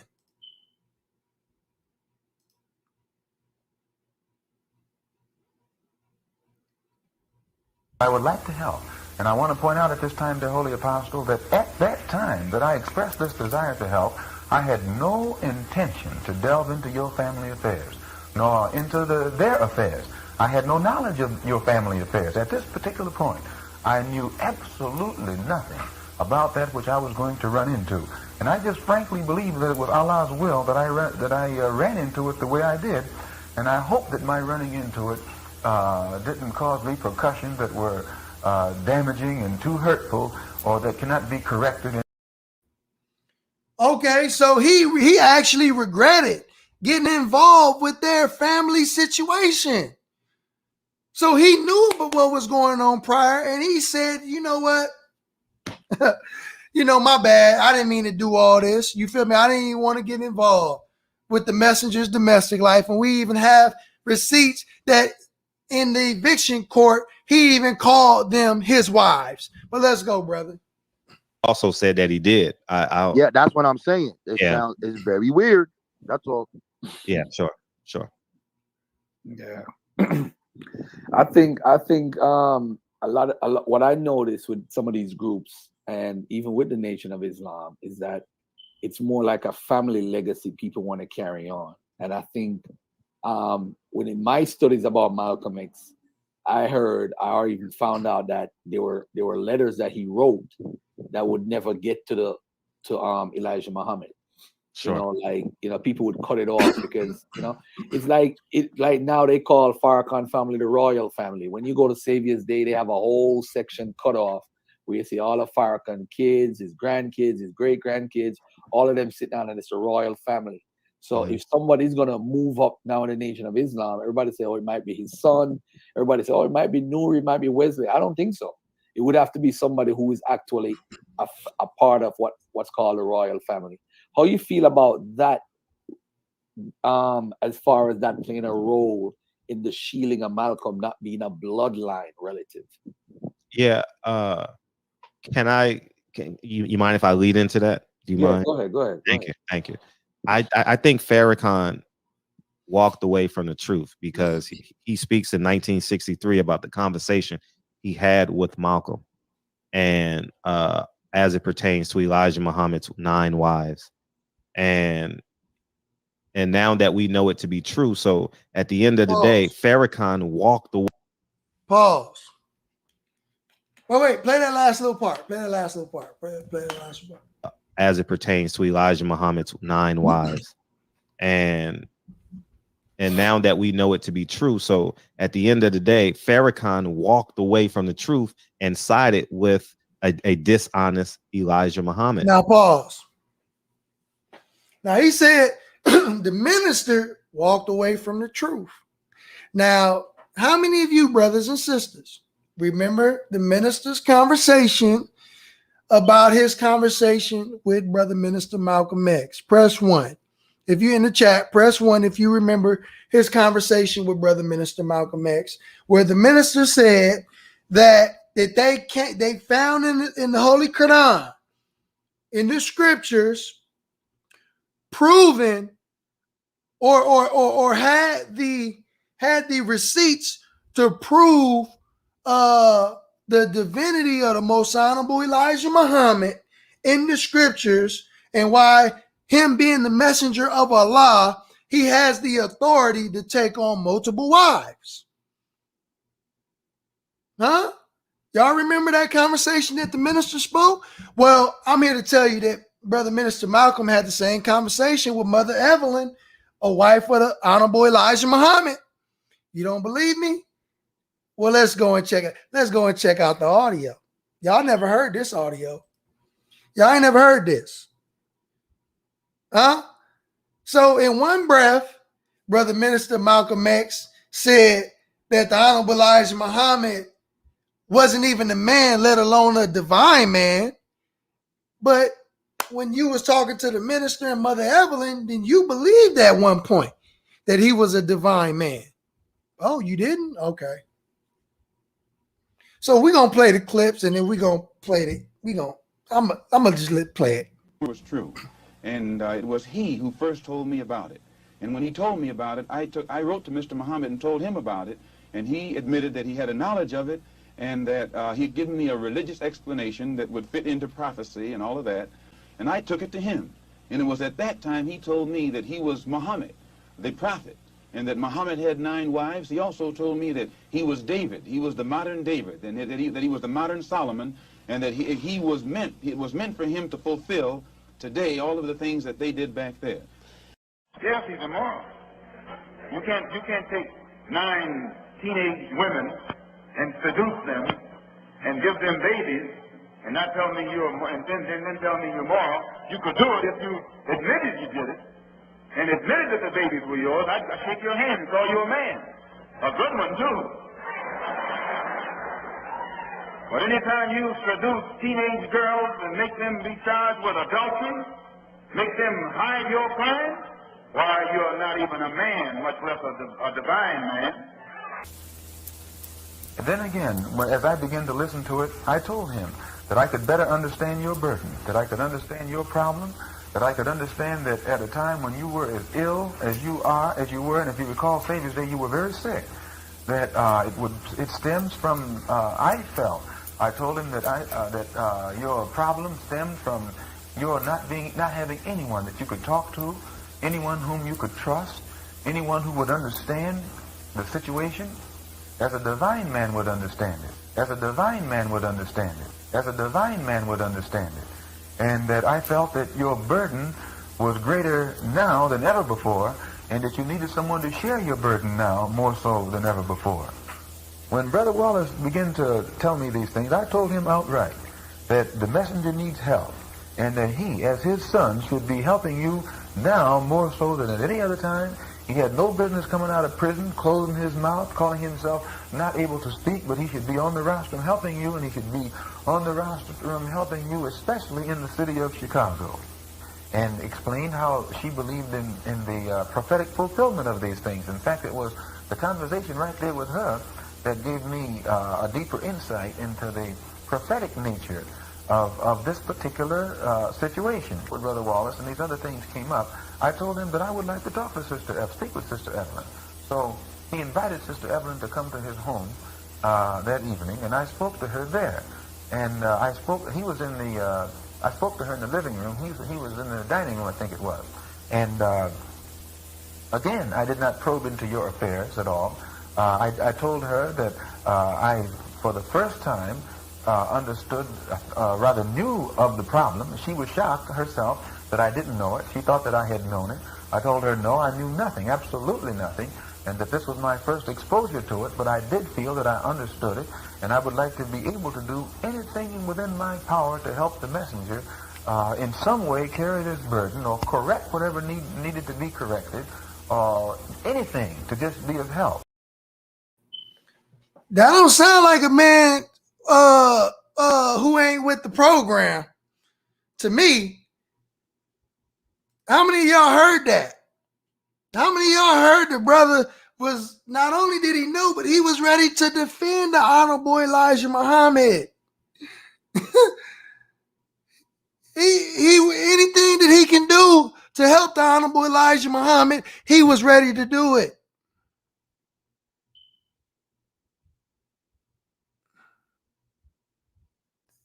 Do y'all want to hear it one more time? Do I need to play it again?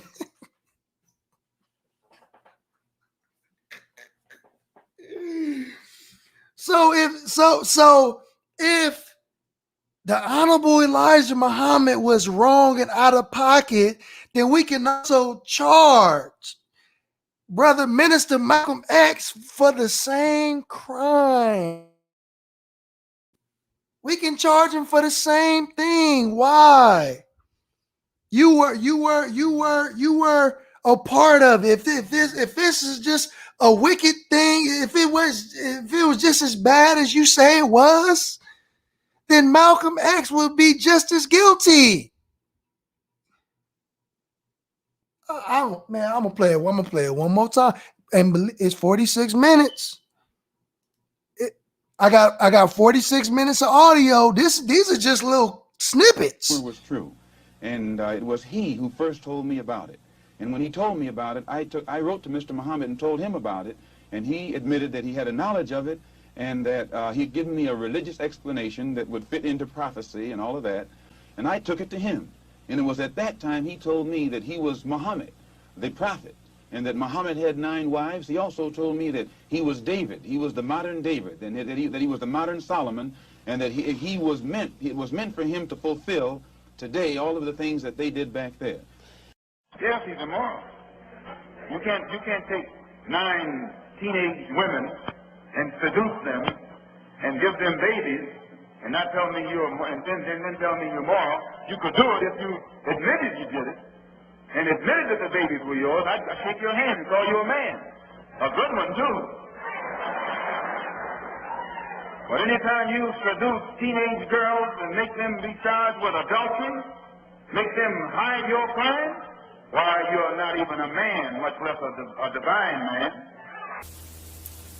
And then again, as I began to listen to it, I told him that I could better understand your burden, that I could understand your problem, that I could understand that at a time when you were as ill as you were, and if you recall Savior's Day, you were very sick, that it stems from, I told him that your problem stemmed from your not having anyone that you could talk to, anyone whom you could trust, anyone who would understand the situation as a divine man would understand it, as a divine man would understand it, as a divine man would understand it. And that I felt that your burden was greater now than ever before, and that you needed someone to share your burden now more so than ever before. When Brother Wallace began to tell me these things, I told him outright that the messenger needs help, and that he, as his son, should be helping you now more so than at any other time. He had no business coming out of prison, closing his mouth, calling himself not able to speak, but he should be on the rostrum helping you, and he should be on the rostrum helping you, especially in the city of Chicago. And explained how she believed in the prophetic fulfillment of these things. In fact, it was the conversation right there with her that gave me a deeper insight into the prophetic nature of this particular situation with Brother Wallace, and these other things came up. I told him that I would like to talk to speak with Sister Evelyn. So he invited Sister Evelyn to come to his home that evening, and I spoke to her there. And I spoke to her in the living room. He was in the dining room, I think it was. And again, I did not probe into your affairs at all. I told her that I, for the first time, rather knew of the problem. She was shocked herself that I didn't know it. She thought that I had known it. I told her, no, I knew nothing, absolutely nothing, and that this was my first exposure to it, but I did feel that I understood it, and I would like to be able to do anything within my power to help the messenger in some way carry this burden or correct whatever needed to be corrected, or anything to just be of help. I would like to help. And I want to point out at this time, dear Holy Apostle, that at that time that I expressed this desire to help, I had no intention to delve into your family affairs, nor into their affairs. I had no knowledge of your family affairs. At this particular point, I knew absolutely nothing about that which I was going to run into. And I just frankly believe that it was Allah's will that I ran into it the way I did. And I hope that my running into it didn't cause repercussions that were damaging and too hurtful, or that cannot be corrected. So, did the minister walk away from the truth?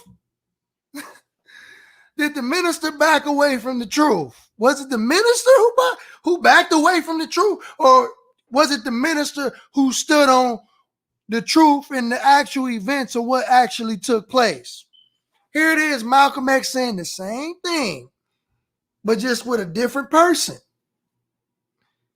So was it the minister who backed away, or was it Minister Malcolm X who backed away from the truth? Huh? Somebody talk black to me. See? And I know many of you mic drop off that. Mic drop off that. And I know many of you have heard the little 2.5-minute clip of Minister Malcolm X apologizing. But actually, that's a 46-minute audio. So y'all missing 43 and a half minutes of audio. Y'all missing 43 and a half minutes of audio.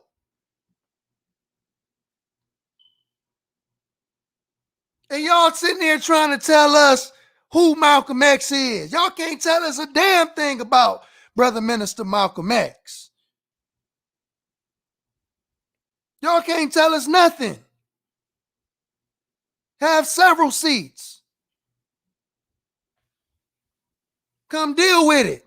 If the Honorable Elijah Muhammad is this wicked, evil, old, perverted man, then Malcolm X is also guilty.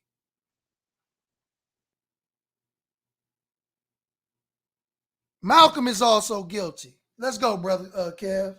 63 about the conversation he had with Malcolm, and as it pertains to Elijah Muhammad's 9 wives, and now that we know it to be true. So at the end of the day, Farrakhan walked away from the truth and sided with a dishonest Elijah Muhammad. So I just now proved that the minister didn't walk away from the truth. He stood on the truth. Malcolm backed away from his own words. I just showed you that. Malcolm turned on his own words. Eat that. Let's go. To be true. So at the end of the day, Farrakhan walked away from the truth and sided with a dishonest Elijah Muhammad. So at the end of the day, everything moving forward that Farrakhan builds is not built on fertile land. So no matter what moves, no, I'm just laughing. Keep going. moves forward with the Nation of Islam, and he's going to keep it in the family because he has secrets that he has to. Now let me say this because the question was asked. Is it stuff passed down from the children, from the Honorable Elijah Muhammad to the children? Malcolm was next up in line. Malcolm was going to take the Honorable Elijah Muhammad's position. Malcolm was next up in line, and the Honorable Elijah Muhammad had every intention on leaving the Nation of Islam to Brother Minister Malcolm. But things transpired, and the enemy worked so hard to separate them, and that's why it never happened. Let's go. He has secrets that he has to keep within that threshold. So I genuinely believe that Farrakhan will keep it in the family because he don't want the public. I mean, he's learned from Elijah Muhammad and his 20-something kids about if this goes public, this is what we're going to do. We're going to keep it Trump tight. And when And when that day comes, I'm wishing life upon Farrakhan, but we all immortal, right? And so at the end of the day, I think it's going to be a lot of deception. It's going to be a lot of anger. It's going to be a lot of hurt, because all these minions, like Wesley Muhammad, Nuri Muhammad, and the list goes on, they're vying for that top spot. And when they don't get it, they're going to be angry, because they know what comes with it: a mansion and all the donations. And that's ultimately what they want and desire, you know. All right. Let me get one more in there, Garfield. Yeah, go ahead. Go ahead. What do you think? What do you say is the primary reason of Malcolm leaving the Nation of Islam? His moral compass. I believe. He said his moral compass. Run that back. Malcolm leaving the Nation of Islam. His moral compass. It was true, and it was he who first told me about it. And when he told me about it, I wrote to Mr. Muhammad and told him about it, and he admitted that he had a knowledge of it, and that he'd given me a religious explanation that would fit into prophecy and all of that, and I took it to him. And it was at that time he told me that he was Muhammad, the prophet, and that Muhammad had 9 wives. He also told me that he was David, he was the modern David, and that he was the modern Solomon, and that it was meant for him to fulfill today all of the things that they did back there. Yes, he's immoral. You can't take 9 teenage women and seduce them and give them babies and not tell me and then tell me you're moral. You could do it if you admitted you did it and admitted that the babies were yours. I'd shake your hand and call you a man. A good one, too. But anytime you seduce teenage girls and make them be charged with adultery, make them hide your crime, why, you're not even a man, much less a divine man. Then again, as I began to listen to it, I told him that I could better understand your burden, that I could understand your problem, that I could understand that at a time when you were as ill as you were, and if you recall Savior's Day, you were very sick, that it stems from, I told him that your problem stemmed from your not having anyone that you could talk to, anyone whom you could trust, anyone who would understand the situation as a divine man would understand it, as a divine man would understand it, as a divine man would understand it. And that I felt that your burden was greater now than ever before, and that you needed someone to share your burden now more so than ever before. When Brother Wallace began to tell me these things, I told him outright that the messenger needs help, and that he, as his son, should be helping you now more so than at any other time. He had no business coming out of prison, closing his mouth, calling himself not able to speak, but he should be on the rostrum helping you, and he should be on the rostrum helping you, especially in the city of Chicago. And explained how she believed in the prophetic fulfillment of these things. In fact, it was the conversation right there with her that gave me a deeper insight into the prophetic nature of this particular situation. With Brother Wallace and these other things came up, I told him that I would like to talk to speak with Sister Evelyn. So he invited Sister Evelyn to come to his home that evening, and I spoke to her there. And I spoke to her in the living room. He was in the dining room, I think it was. And again, I did not probe into your affairs at all. I told her that I, for the first time, understood, rather knew of the problem. She was shocked herself that I didn't know it. She thought that I had known it.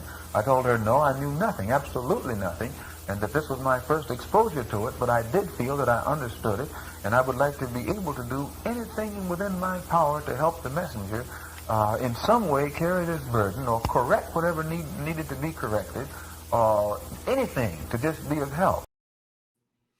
Now, does that sound like he left because of his morality? Does that sound like he left because it was a moral issue? Or was he ready to defend it with his life? All right, let's go, Brother Kev. Is the primary reason of Malcolm leaving the Nation of Islam? His moral compass. I believe his moral compass wouldn't let him stay there. I believe that he wanted to leave and not sever the relationship in what he's built. You know, I genuinely believe that, but his moral compass wouldn't let him stay there, especially with 4 women, 5 women in the house, 4 kids, and 2 in the womb. I don't think Betty Shabazz and him looking at his own home structure would have allowed him to do it. And especially with his second trip to Mecca. You know, I think the second trip to Mecca really opened up his eyes as it pertains to truth. You know, truth over right. So the moral compass you're talking about is just the women, yeah? No. It was the money. Now he talking about moral compass, and he left the nation because the Honorable Elijah Muhammad had multiple wives, but he went to Sunni Islam where Prophet Muhammad had 11 wives. Make that make sense? That don't make a lick of sense to me, but let's go. To truth. You know, truth over Right. So the moral compass you're talking about is just the women, yeah? No. It was the money as well. It was the money laundering as well. It was the violence within.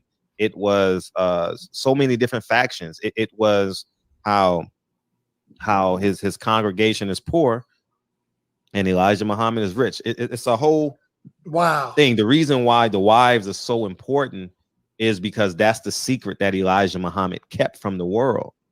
You understand? And ultimately he used that energy that trickled down to his followers to create that deceit and hate for Malcolm, which ultimately led to his murder February 21st. You know, 5 men from Newark walked into the Audubon ballroom and actually murdered Malcolm X. And as we heard, as Thomas Hayer said in his interview, he said, I was bamboozled. I was tricked. I was a lie. They didn't take care of my family. They did nothing for me.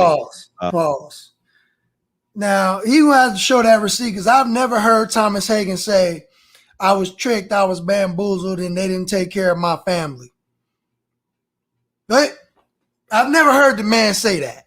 First of all, why does the nation have to take care of your damn family when you the one messed up? Why is it the nation's responsibility? No, it's the FBI's responsibility to take care of your family because that's who you was working for. You was working for the feds, so they should be obligated to take care of your family if the brother made that statement. But I've never heard the brother make that statement. I never heard Thomas Hagen say that. I never heard that man make that statement, but he did make this statement. Where the receipts? Thomas Hagen did make this statement. I don't know what statement he got his information from, but I know where we got ours from, directly from the man himself. And the question was asked again at last month's parole hearing. Hagen again maintained that Aziz and Islam were not the other assassins. He said it was 2 other men who helped plot, plan, and participate in the killing. The question was asked to Hagen, Thomas Hagen, the admitted assassin. Did they receive orders from the nation to carry out the killing? And I quote, I can't say that anyone in the Nation of Islam gave us the idea or instructed us to do it. We did this ourselves for the most part. He never admitted the Nation of Islam told them to do anything. So where is he getting that information from? Where is he getting that from? I don't know where he's getting that. Let's go, Brother Kev. I was bamboozled. I was tricked. I was a lie. They didn't take care of my family. They did nothing for me. The Nation of Islam basically was a fraud, you know. So right, but he never said that he got orders from the nation to do that. He said he did it on his own. Hold on right quick. The brother asked a question. He said, didn't Malcolm do an interview in which he stated that he was forced out? I know that he stated that he felt that he could do best push Muhammad's program outside of the Nation of Islam. And yes, he did. I have the video. He did that. Yes, he said the brother said he was forced out And be honest with you, you know, as a member of the Nation of Islam, can't nobody force you out. Now, if the leader or the council, whoever say that you banned for life, then that's how it can happen. But you know, you can't force somebody out. You know, the brother, he felt like he was forced out because he felt that people were against him. But can't nobody make you leave. The brother left on his own. But there is an interview where I have the interview where he did say that, and that was his initial reason for why he left. It had nothing to do with immorality and teenage secretaries and nothing like that. But let's go. He got orders from the nation to do that. He said he did it on his own, or they did it on their own. No, he had a higher, he had someone in charge. And two, he said he did it in honor of Elijah Muhammad, because he said he did that in honor. You're 100% correct, but he said they decided to do that. Now, yes, pause, and how they pause. Now he's saying that Hagen said that he did it in honor. That there is where brother said that he did it because you know he was protecting his leader Elijah Muhammad. Blah blah blah. But if you in the Nation of Islam, right? If you're a part of any organization, if you're a part of the military, if you went to the military, and you're a part of some form of a military structure. And I had to explain this to some brothers and sisters on Clubhouse because people was trying to say, well, the Minister Farrakhan said that if Malcolm was our traitor, then what business is it of yours, right? They hanging on that part, right? And the brother kept saying, well, it was the energy. But one thing that y'all got to understand about military men and women, or the Nation of Islam, or any military organizations, a lot of these people ain't never been in organizations. When you're a part of these organizations, you don't move on energy. You don't operate on energy. You don't operate on feelings. You don't operate on emotions. You operate off of orders. And what was the order? The order was to leave Malcolm X alone. I don't give a damn what Elijah Muhammad Jr. said. I don't give a damn what Minister Farrakhan said at that time. I don't give a damn what Muhammad Ali said. I don't give a damn about what nobody said. When Elijah Muhammad said, leave Malcolm X alone, that was the order. And that's what we move out on. We don't move out on emotions. We don't move out on feelings. We don't move out on energy. We move out on direct orders. And the direct order was given from the commanding officer, whose name is the Most Honorable Elijah Muhammad. And if anybody do anything contrary to what his orders are, then you are outside of the structure. The Nation of Islam has a structure. And when an order is given and you don't follow the instructions, thank you, sis, you are taking on mixed instructions. We don't take mixed instructions. So if you didn't get the instructions from the Nation of Islam to do anything to Minister Malcolm X, that means you got instructions from somebody else. Common sense. So who did Thomas Hagen receive his instructions from? And when you listen to his interviews very closely, he can't give the answer. He's trying to protect somebody. It's not the nation. He has no allegiance to the nation. If it was the nation, he would have said it was the nation. But it was somebody that he felt was more powerful than the nation. And that's why he is only given enough information to vindicate the nation, to vindicate Norman 3X Butler, to vindicate Thomas Johnson. But he's not given enough information to tell you who he received his mixed instructions from. It's common sense. And we gotta make it plain for brothers and sisters who've never been a part of an organization or a military structure, okay, and frankly just don't know what the hell they talking about. but we know what we talking about. And again, we don't take on mixed instructions. We don't move out on feelings. We don't move out on emotions. We don't move out on energy. We move out on direct orders and instructions from our commanding officers. Let's go. Honor of Elijah Muhammad, because he said he did that in honor. You're 100% correct, but he said they decided to do that. Yes, and how they do it is from the energy of Elijah Muhammad Jr. saying, "I want his tongue." Elijah Muhammad saying in September of '64, we need to close his eyes. Farrakhan in December of '64 with Malcolm X's head chopped off in the middle of the street. And I could agree with that. So I just wanted to back up just a little bit, if you don't mind. Pause.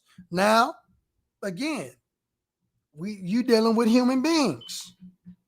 Yeah, you attacking their leader. So of course they felt the way.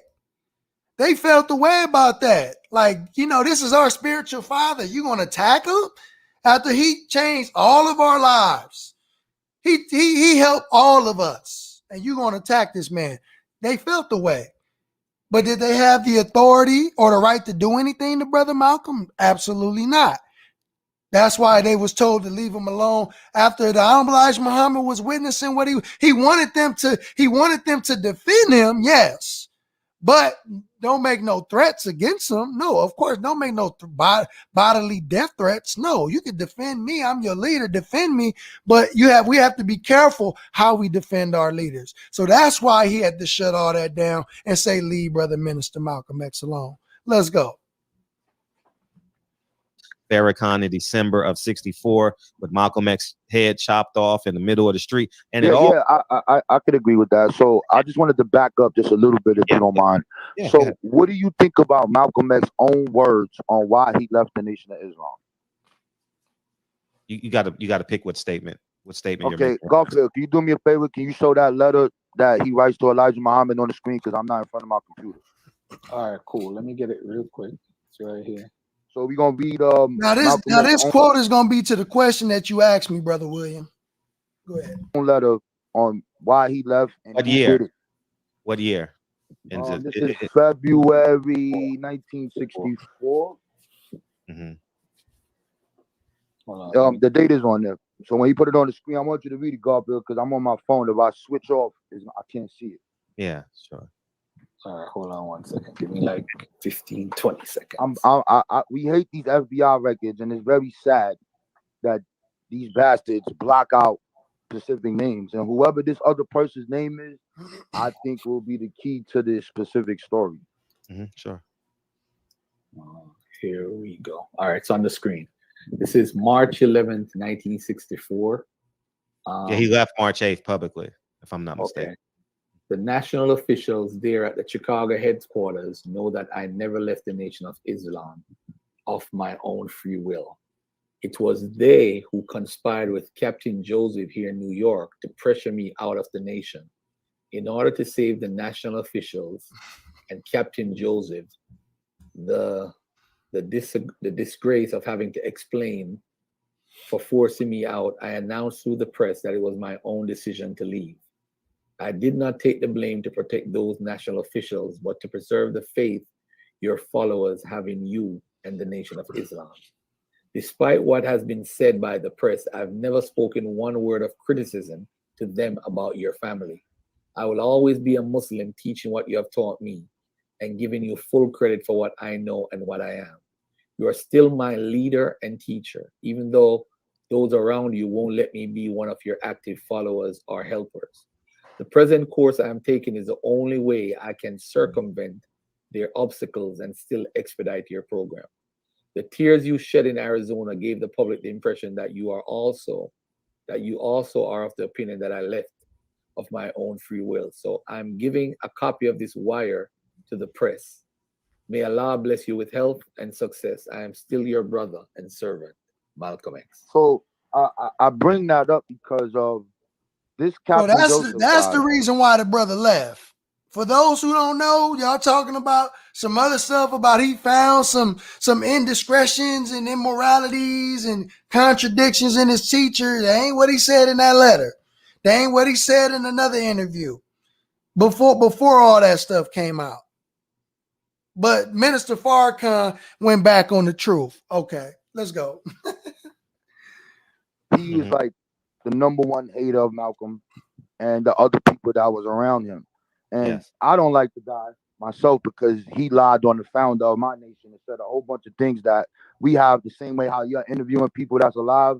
I could talk right now to people who were with Malcolm in Temple number 7. And with Clan. So that guy is crazy. So he goes even to say that the nation, I was gonna bomb the bombing the house and all that other wild stuff. He's saying this stuff. He's saying it. He's like how you saying, fly his head and let the head roll. He's saying all that. He's saying all of that. So when I hear what you just said, and I'm listening to what Malcolm is telling them, there's some things that's going on that I don't think none of us will ever know. And I don't think it's those reasons that you're saying about moral compass and things of that nature. These individuals and that rumbling has been going on. And, the same way how like you can see some people, I get to see them. So I don't know. But what do you think about that? And how do you is there something I'm missing or is something else you got for it? No, I don't mind disagreeing on your point versus mine. But what I will say, it looks like in this interview, in this letter, that he wants to keep things where they're at because he knows the energy of the nation. He knows that they're going to come for him. So understanding what you're up against and knowing what you want to do in the future, he wants.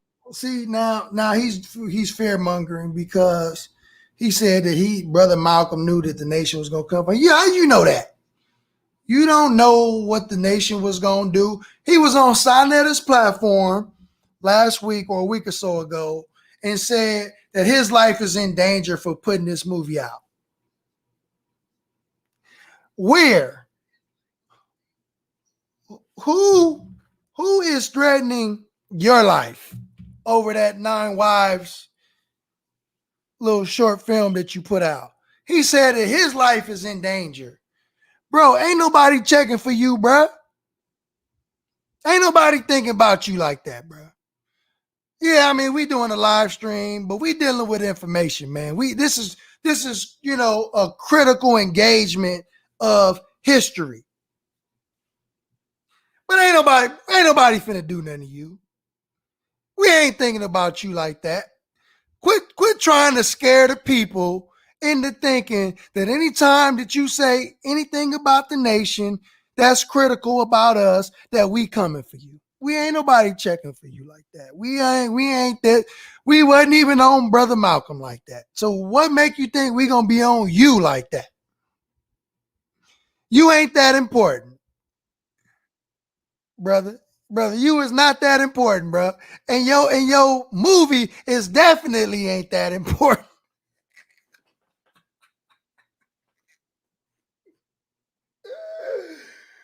Woo. The only thing I'm gonna come at you is with a video. That's the only thing I'm coming for you with, brother. Is a video. I'm not coming at you with nothing else, with a video and information, with truth and facts. Brother, that video ain't even worth going after nobody for. I'm just gonna keep it. It's not even worth paying for, man. I don't even know why you charge people for that. I do videos all the time, man. I got all type of videos on my channel, man. And I wouldn't have charged nobody for that. But let's go, Brother Kev. Because he knows the energy of the nation. He knows that they're going to come for him. So understanding what you're up against and knowing what you want to do in the future, he wants to keep things balanced and calm. And that's why he said, like he even says the week he says, I didn't leave, I was kicked out. So he's saying, basically, I'm washing my hands of this. As I interpret this letter, is I'm washing my hands of this. I'm not going to say anything bad about you. But then he finds out that they want his house.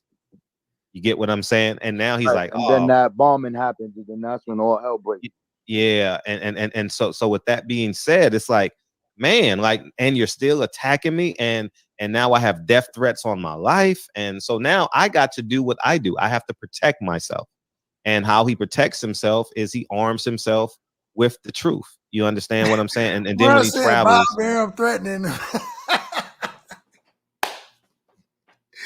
I'm telling y'all, man, y'all so lit in these comments right now, bro. Y'all got me over here about to be in tears, especially Brother Christian, man. Brother Christian been lit the whole live, bro. He had me burst out laughing at least like 3-4 times, man. And the other brother with that other piece where he said the brother gonna cut off. The brother said Fred looked like he about to cut the stream off and say his Wi-Fi went out. Man, bro, y'all got me cracking up right now, man. Dang. Let's go, bro. Let's go. He has people following him. Yeah. Did he So say he saw John Ali? Or yeah. That was from the Judas Factor. I don't even know about that. Oh no, I asked John Ali about that. You got to wait for that interview. It was in January of '65 when he came to L.A. and they followed him all the way to his TWA flight that ended up going to Chicago. Is that the one in California? Yes, the one in California. Let me ask you, Judas Factor, that's what I was talking about. Did you talk to him at all? No, I did not. No, I did not. Yeah, because he has a lot of stuff he brought. Yeah, he up. does. Yeah. All right, that's dope, man. Okay, I can see that. And then I'm sure you're familiar with the COINTELPRO papers, yeah? Yeah. I mean, all that plays in. All that plays in. Yeah. So when it says that they claim that they caused the fraction between Elijah and Malcolm, and then numerous times they state that they really scared of him. They're not scared of Martin Luther. They say Elijah is too old. It's this God that they are really like paranoid about, and they basically taking claim for this what you would call this fractionism.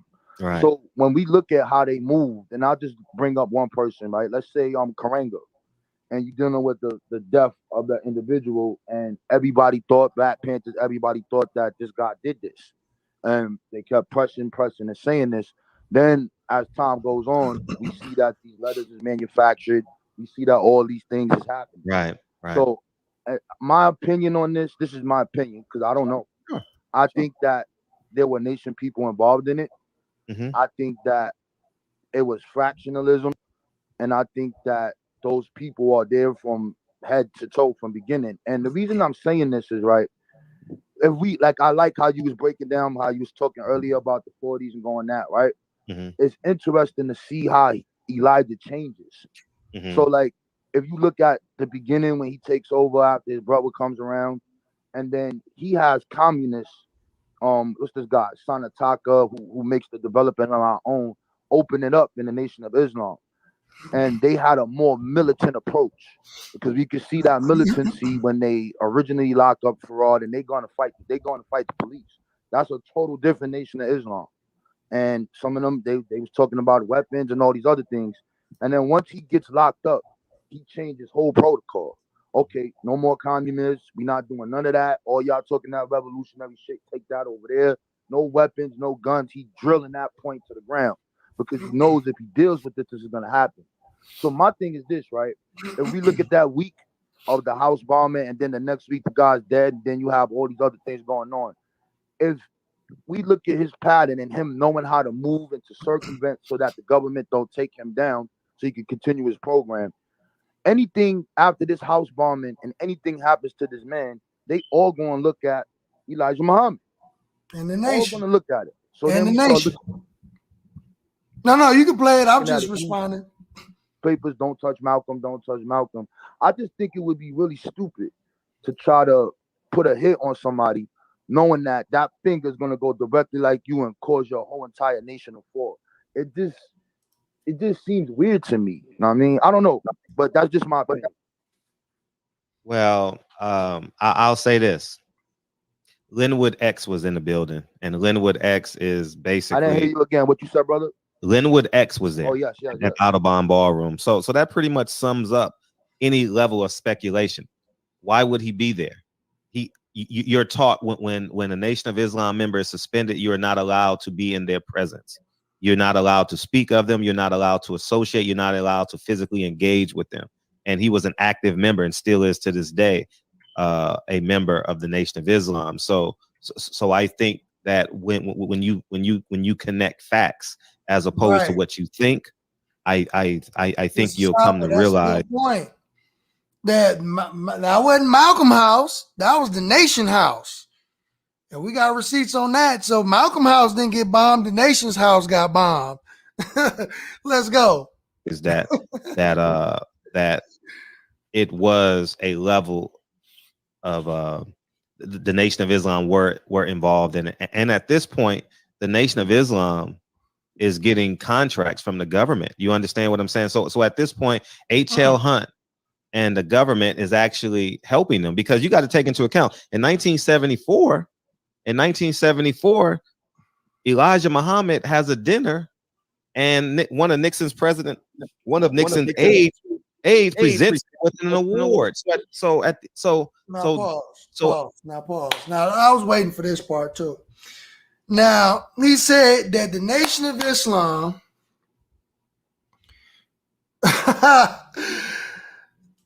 he said that the Nation of Islam is getting government contracts. We working with the government, and we receive funding from a man named H.L. Hunt. Right now, this H.L. Hunt business, I guess, originated from Brother Minister Malcolm. But the fundamental problem with his claim, there's no evidence of this. You can't find any evidence of Elijah Muhammad not only receiving funding from a man named H.L. Hunt, but even ever having a meeting with H.L. Hunt, or even been seen in a picture with H.L. Hunt. Not only that, H.L. Hunt was not a government employee. H.L. Hunt was a millionaire oil tycoon. He wasn't a government employee. As a matter of fact, when you go and watch H.L. Hunt's interviews, he really didn't like politics like that. He only supported those whose views he agreed with. But he didn't really align with Republicans or Democrats like that. So you can't say he was a government employee or is a government. He's just a rich, wealthy oil tycoon. Right?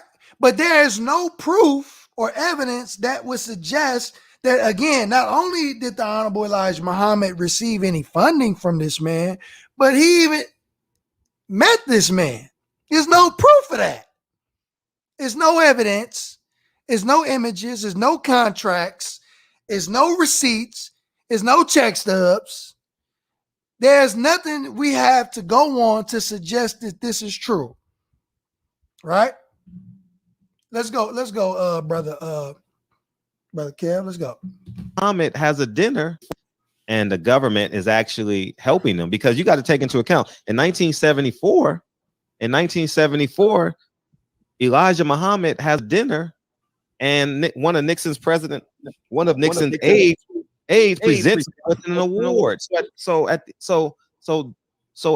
how do you get a lifetime achievement award in your dying days?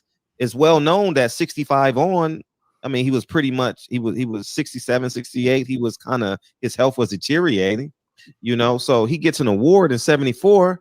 Bean pies and newspapers don't buy private jets, guys. I'm sorry to tell you guys that. You hear that? And so he has a private jet in 74 and gets lifetime achievement award in the city of Chicago. And one of Nixon's aides is present at that time. And then you fast. So wait a minute. So hold on.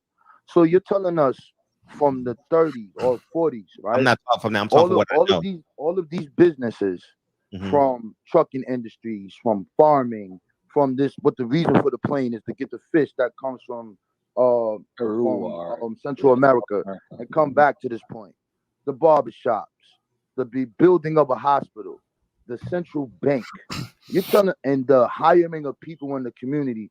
You're telling us that Black nationalist program, which is the best program we ever saw post 1975, we have nothing to match it. No one except theories and talking. That came from the government, bro. That they really. I can't believe that one, bro. Where did the funding come from? Like, you got to look at the total sum of the accounts. Now, pause. His money was in a pause. There you go. He got what family in the listening audience. What did the minister say? The disease that Donald Trump had. If y'all can recall, what did the minister say Donald Trump's issue? He had a disease of what? What kind of disease did Donald Trump have, according to the Honorable Minister Louis Farrakhan?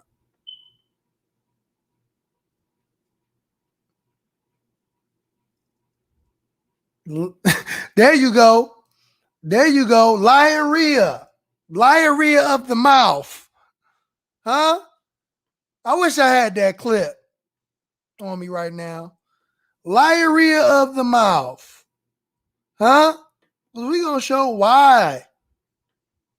We're going to show why. The Nation of Islam's economic program, 1934 to 1975. Look at this. Look at this beautiful grocery store in the background. Right next door, fresh fish. Look like the whole block to me. Well, let's go. Let's do some reading. You know, it's some people that really don't like to do no reading, y'all. But in the nation, we love to read. Feel me? Your microphone is cut off, brother. Oh, my bad. Why is that? You said my microphone is cut off? Brother Kev?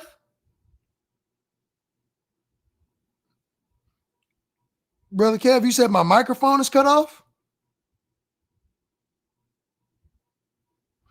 Yeah, I think they can hear me. Okay, I think you said yours is off. Okay, my bad. Okay, yeah, as long as y'all can hear me. The Honorable Elijah Muhammad. I'm going to read this article. The Honorable Elijah Muhammad led the Nation of Islam from 1934 until his death in 1975. The Nation of Islam is an Islamic religious organization founded in Detroit, Michigan, 1930. Its followers are mostly Black people who are often referred to as the Black Muslims. Under Elijah Muhammad's leadership, the Nation of Islam brought a message of self-reliance, independence, not dependent on white folks, named H.L. Hunt, and respect to Blacks who were often confined to poor inner city neighborhoods due to racial discrimination,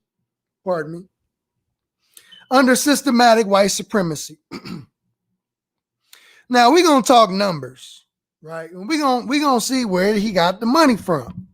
Since everybody pocket watching Elijah Muhammad and got their calculators out, we're gonna see where he got it from. From very early in the movement, Elijah Muhammad was the spiritual and organizational leader of the Nation of Islam. However, Muhammad actually credited the founding of the Nation of Islam to Wallace Fard Muhammad, who in 1930 began teaching Blacks an unorthodox form of Islam in the poverty-stricken areas of Detroit. His ideas and belief appealed to, his ideas and beliefs appealed to approximately 8,000 Detroit Blacks, who quickly joined his movement between 1930 to 1934. Among these converts was Georgia-born Elijah Poole, who later became the Honorable Elijah Muhammad, the leader of the Nation of Islam when Fard Muhammad mysteriously disappeared in 1934. Elijah Muhammad preached that Wallace Fard Muhammad was Allah God and that he was Fard's messenger. Elijah Muhammad led the expansion of the Nation of Islam beyond Detroit to other cities, often recruiting from among the most impoverished urban blacks. Let me go down to the money. Okay, no, I'm gonna stay here. He gave them a black nationalist philosophy centered in the fight against the systematic oppression of white America. Muhammad's message enhanced the psychological self-image of blacks, but it also focused on helping individual blacks in the black community develop economic success. We talking about economics right now, right? He said we got funding from the white man. While the Nation of Islam advocated economic self-reliance since its inception, Muhammad in 1964 introduced the 3-year economic plan, also known as the National Savings Plan, specifically to help blacks achieve financial independence. I don't see nowhere in where it says H.L. Hunt. I see where it says he introduced a 3-year economic plan, which specifically to help blacks to achieve financial independence. But they trying to make us a dependent, right? Under this plan, he urged black people to sacrifice for 3 years, purchasing no more than what they needed and in line with their incomes to save money. While he urged this program for Nation of Islam members, he hoped that all black Americans will follow these ideas as well, right? But I heard Fred say that it wasn't an $80 million empire, right? For members of the Nation of Islam, however, a large portion of the savings would not be sent to the nation, what would be sent to the Nation of Islam headquarters in Chicago, where the organization's leaders would allocate it toward collective economic development, including the purchase of arable land where vegetables could be grown and cattle could be raised. The plan also encouraged Nation of Islam members to purchase commercial real estate in timberland. The timber could be used to build homes for blacks, for poor blacks. Lands with clay could be used to manufacture bricks, which could be used to build brick homes that would be sold at affordable prices to indigent people in black communities. The 3-year economic plan required Nation of Islam members who could afford to do so to pledge 1/10 to 1/3 of their income to economic development.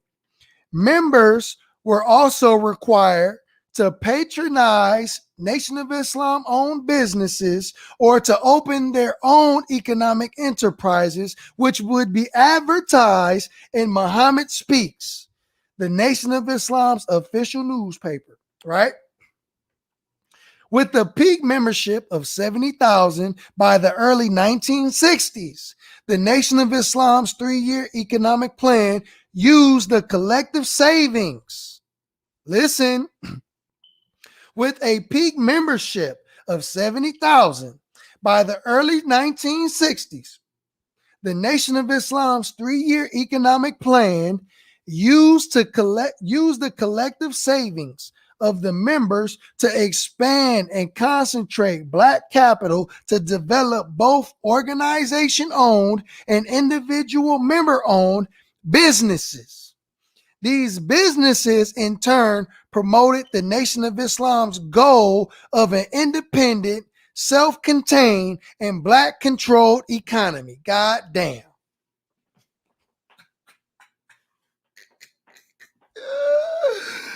Woo, bruh. Why? Cheddar Bob himself. Why?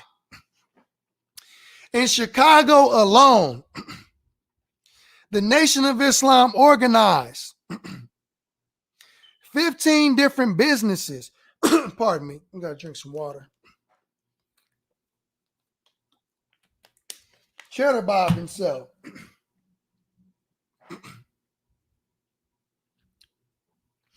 In Chicago alone, the Nation of Islam organized 15 different businesses including your supermarket, Shabazz Grocery, Chicago Lamb Packers, Shabazz Bakery, Good Foods, Shabazz Restaurant and Salam Restaurant, Shabazz Barbershop, and a clothing factory. Across the U.S., Nation of Islam businesses by 1970 included grocery stores, dress shops, dry cleaners, bakeries, and restaurants which provided food, cooked meals, and clothing to both Muslims and non-Muslims at affordable prices. That's why it's funny to me when people say, oh, they only did that for themselves. They didn't do that for people outside the nation. They don't know what they're talking about. In the mid-1960s, the Nation of Islam purchased and developed farms in Michigan, Alabama, and Georgia that provided fresh meat and vegetables for its growing number of urban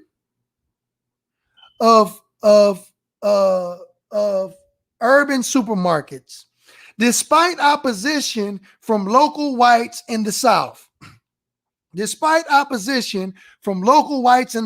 including the Ku Klux Klan members who poisoned or shot cattle and attempted to sabotage crops, these Nation of Islam farms provided meat and produce delivered by a fleet of Nation of Islam trucks and at one point an airplane to Nation of Islam stores.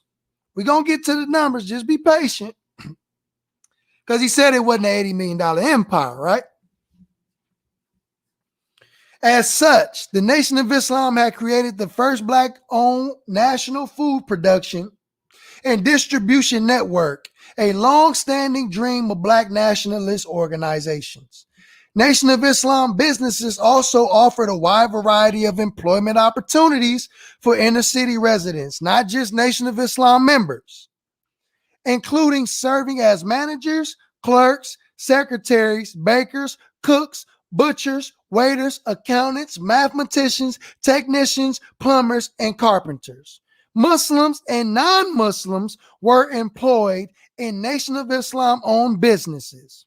In 1958, for example, the Nation of Islam operated a dry cleaning plant located at 608 East 63rd Street in Chicago. The plant was managed by Herbert Muhammad, one of Elijah Muhammad's son, and directly employed 5 Nation of Islam members full-time. Although the plant had 2 Nation of Islam delivery trucks, non-Nation of Islam members also were employed, often using their own vehicles to assist in the pickup and delivery of dry cleaning in exchange for 35% commission on merchandise collected from a distributed to customers. Now we finna get into this. While Muhammad Speaks was officially the newspaper of the Nation of Islam from 1960 to 1975, it was also one of the organization's most profitable enterprises. The newspaper grew rapidly because of the national network of male Nation of Islam members who distributed it. By 1969, the Nation of Islam produced the paper with an all-black printing crew in one of its buildings on a printing press capable of turning out 50,000 copies per hour. By the end of 1969, 400,000 copies of Muhammad Speaks were printed per week. Those numbers grew, those numbers grew to a record of 950,000 in 1 week in 1974, making the paper one of the largest black-owned publications in the nation. So let me scroll down just a little bit. Let me scroll on down just a little bit. And brothers and sisters in the nation, you ought to be proud of what your nation had accomplished during the time of the most honorable Elijah Muhammad. No need to feel ashamed. The Nation of Islam's economic development program peaked in the late 1960s and early 1970s with an estimated 250,000 active members worldwide in 1975. The nation had a formidable base of customers and employees to ensure the prosperity of many of their enterprises. With this additional capital, the Nation of Islam began acquiring large existing businesses. In 1968, the Nation of Islam purchased a 4-story, 60,000 square foot building in Chicago's South Side for $1 million. The building was used to accommodate the Muhammad Speaks newspaper operations. That same year, the Nation of Islam purchased a combined restaurant and supermarket, Salam Restaurant and Your Supermarket in Chicago, for another $1 million, along with the Lamb Slaughterhouse for $100,000, which provided meat for the rest of the supermarket. Here's the former bank that we used to own. Okay. And okay, do I need to do this? No, I'm gonna just skip down. Oh, let's do this part though. By 1974, NOI's Enterprises had taken on an international dimension with its agreement with the Peruvian fishing distributor to provide 1 million pounds of whiting fish from that South American nation. The Nation of Islam members sold the fish door to door in black neighborhoods to Muslims. The black Muslims are the reason why they sell in whiting in a lot of these fish markets nowadays, right?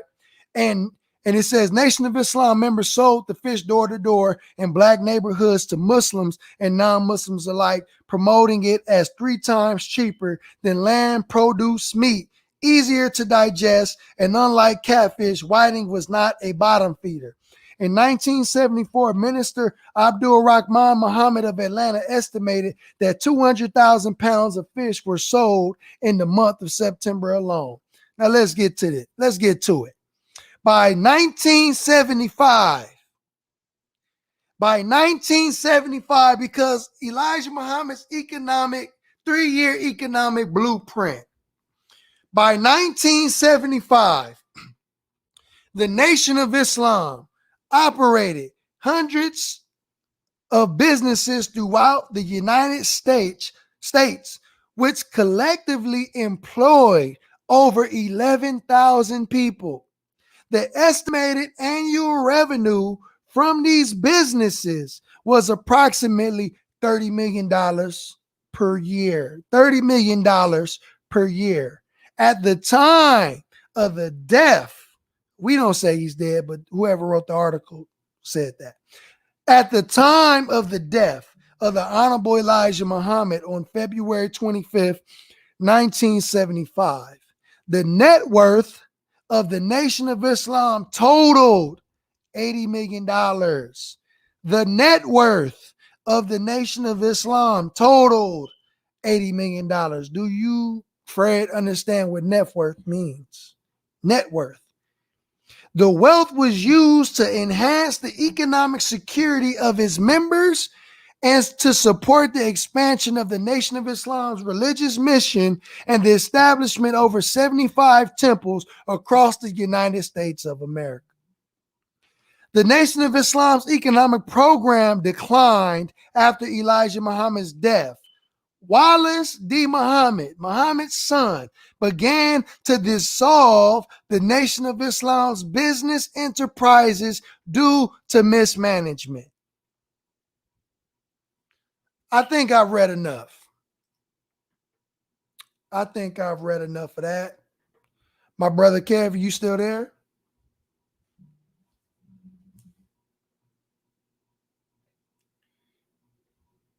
If you're still there, dear brother, you can play the video. Money was in a white bank. He had his wait, pause. I mean, if y'all think it's overkill, we'll stop. We'll stop. You feel me? If y'all think it's overkill, but we'll stop. I mean, what y'all think? Y'all think it's overkill? I mean, what's going on? Let me know. But I do want to put emphasis. It says nothing about no white man, no white devil cracker named H.L. Hunt. Nothing about no white devil cracker about saying nothing about no H.L. Hunt. But all right, let's go. Let's play. Didn't come from like you got to look at the total sum of the accounts. His money was in a white bank. He had his own actual bank though in Chicago. and it is insured by said individuals. But that's how that goes. But at this time, but I don't get it. So I think here is where, like, we have the book called Black Nationalism by Ido Busam.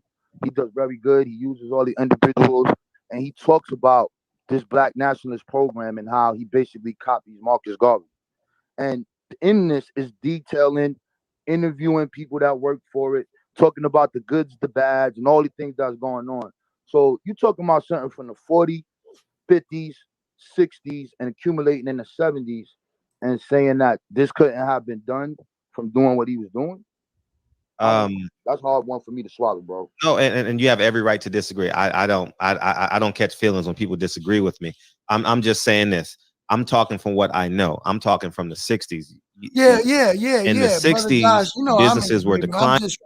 I'm reading the article, so I have to, quote it correctly. But you already know that, we don't believe that. But yeah, you go ahead, bro, Kev. I'm talking from the 60s. In the 60s, the businesses were declining.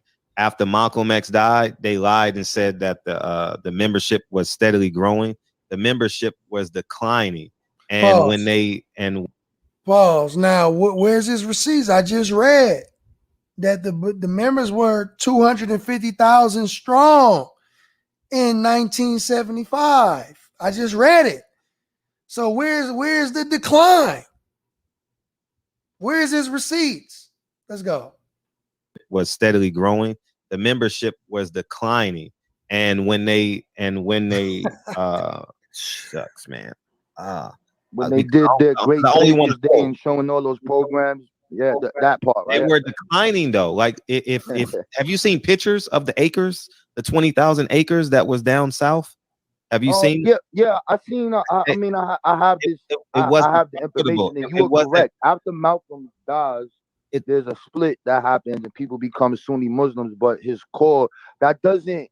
Hey, I want to send a shout out to the brother Christian for sending that donation. All praises due to Allah. And brother Josh Mason, again, I would like to thank you for your donation. All praises due to Allah. Thank you. Go ahead. Of Black nationalism. Oh, I'm not. Saw. This is stuff that we saw. This is stuff that's not an opinion. Hold on 1 second. I'm going to agree with you. The businesses were. I'm going to agree with you. That the FBI put out in '68, saying that they need to do the same thing that they did with earlier with Malcolm with the split. So what they were trying to imply is that what they used, it didn't work, because the Nation of Islam, they may have declined. But in '68, there was an issue because there was an FBI memo saying they need to deal with this group again, meaning that I guess whatever they did with Malcolm and dragging a wedge. See what he want to attempt to do is to get people to believe that after Brother Minister Malcolm X passed away, that there was a decline in the Nation of Islam, but if you read this book right here, Brother Dimitri documents that, and it says the contrary, that actually the membership began to go up after the assassination of Brother Minister Malcolm X. If you read this book right here, this man right here is a bad man. The membership actually went up. But he want to get y'all to think that people were disenchanted by what happened and people wasn't messing with it. That's what he wants y'all to believe. Why? Because he don't want nobody to join. Why don't he want nobody to join? Because he has his own motives. Who are you? Who are you working for? Let's go. They did with Malcolm and dragging a wedge just didn't work. And so I'm going to say this. I'm going to say this. I think his concepts and what he created is beautiful. I'm not attacking that. By no means am I'm not deviating from what I focused on. My focus is on why the separation of the Nation of Islam did the stake and takes and the seamstresses, the cleaners, and all. More power to him. I'm not here to say that didn't work, but it didn't produce because it didn't sustain itself. So the point I'm making, why it didn't sustain. Pause. Did you hear it? Can you replay that again? The seamstress is beautiful. I'm not attacking that. By no means am I'm not deviating from what I focused on. My focus is on why the separation of the Nation of Islam did the stake and takes and the seamstresses, the cleaners, and all. More power to him. I'm not here to say that didn't work, but it didn't produce because it didn't sustain itself. Pause. So the point I'm making, why it didn't sustain it. Pause. He said it didn't produce. I just showed and proved that it actually did produce and it actually did work. And it was going to sustain itself. It just ended up in the wrong hands. And I showed and proved that it was Wallace who mismanaged the assets and the businesses and the money of the Nation of Islam. Let's go. Because it didn't sustain itself. So the point I'm making, why it didn't sustain itself, is because you got 8 biological kids, 13 illegitimate kids fighting over it. No, that's not why it didn't sustain itself. It's because one of his kids mismanaged it.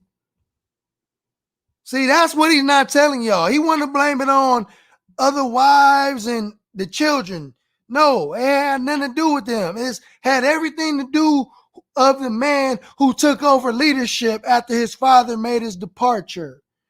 That is the man that was responsible for why it didn't sustain itself. Okay, the man took his father's books. Message to the Black Man, Fall of America, Our Savior Has Arrived, How to Eat to Live, parts 1 and 2, and locked it up in a safe. Away from the world. The minister had to pay about $50,000 just to get those books back to be able to put them back out there. If it wasn't for the minister, it wouldn't be no damn Message to the Black Man. It wouldn't be no Our Savior Has Arrived. It wouldn't be no Fall of America or How to Eat to Live parts 1 and 2 if it wasn't for the Honorable Minister Louis Farrakhan. Damn it. So let's put the blame where the blame is due. Don't blame no children. Don't blame them sisters. Blame Wallace. Let's go.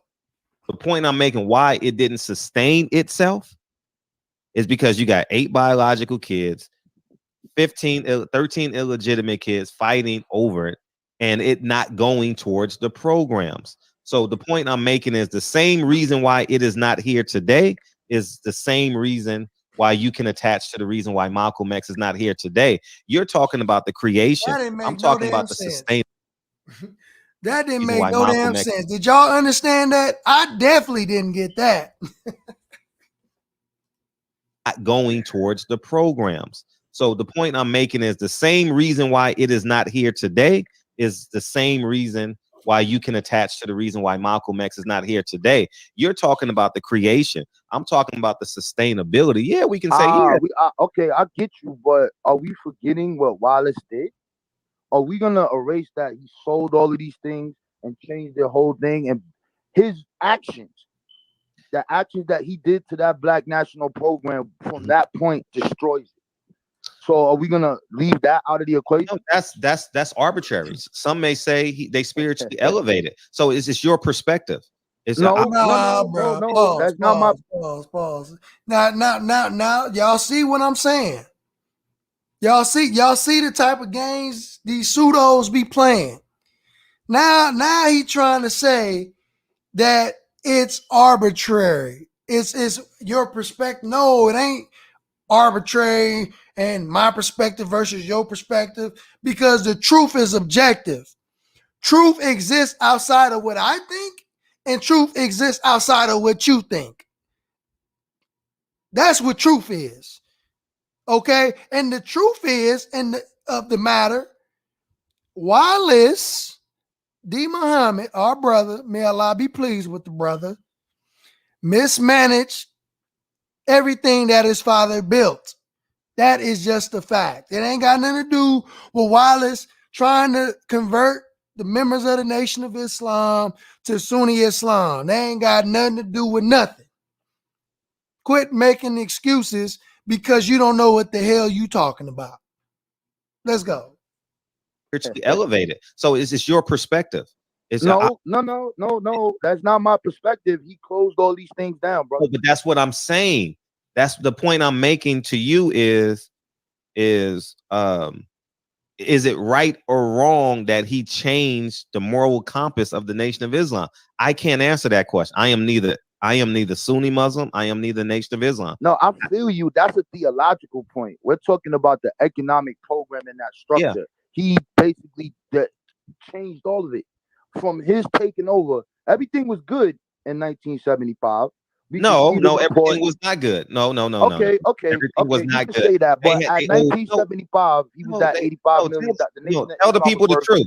They owed taxes, and the business wasn't thriving. The only all facts. Yeah, however, I don't understand what you're saying. The total assets is at $85 million, bro. Regardless of what's owned and all these things, that's what's on the book. No, it's not. All right, brother. It wasn't that 85. It wasn't that $85 million. You got to read the go read the manuscripts of the court case. What funneled through that bank was $19.3 million. You get what I'm saying? Actual cash flow, 19-something million dollars. What they disputed over was $5.7 million. 3.3 that was there, and the interest that accrued, so which made it $5.7 million.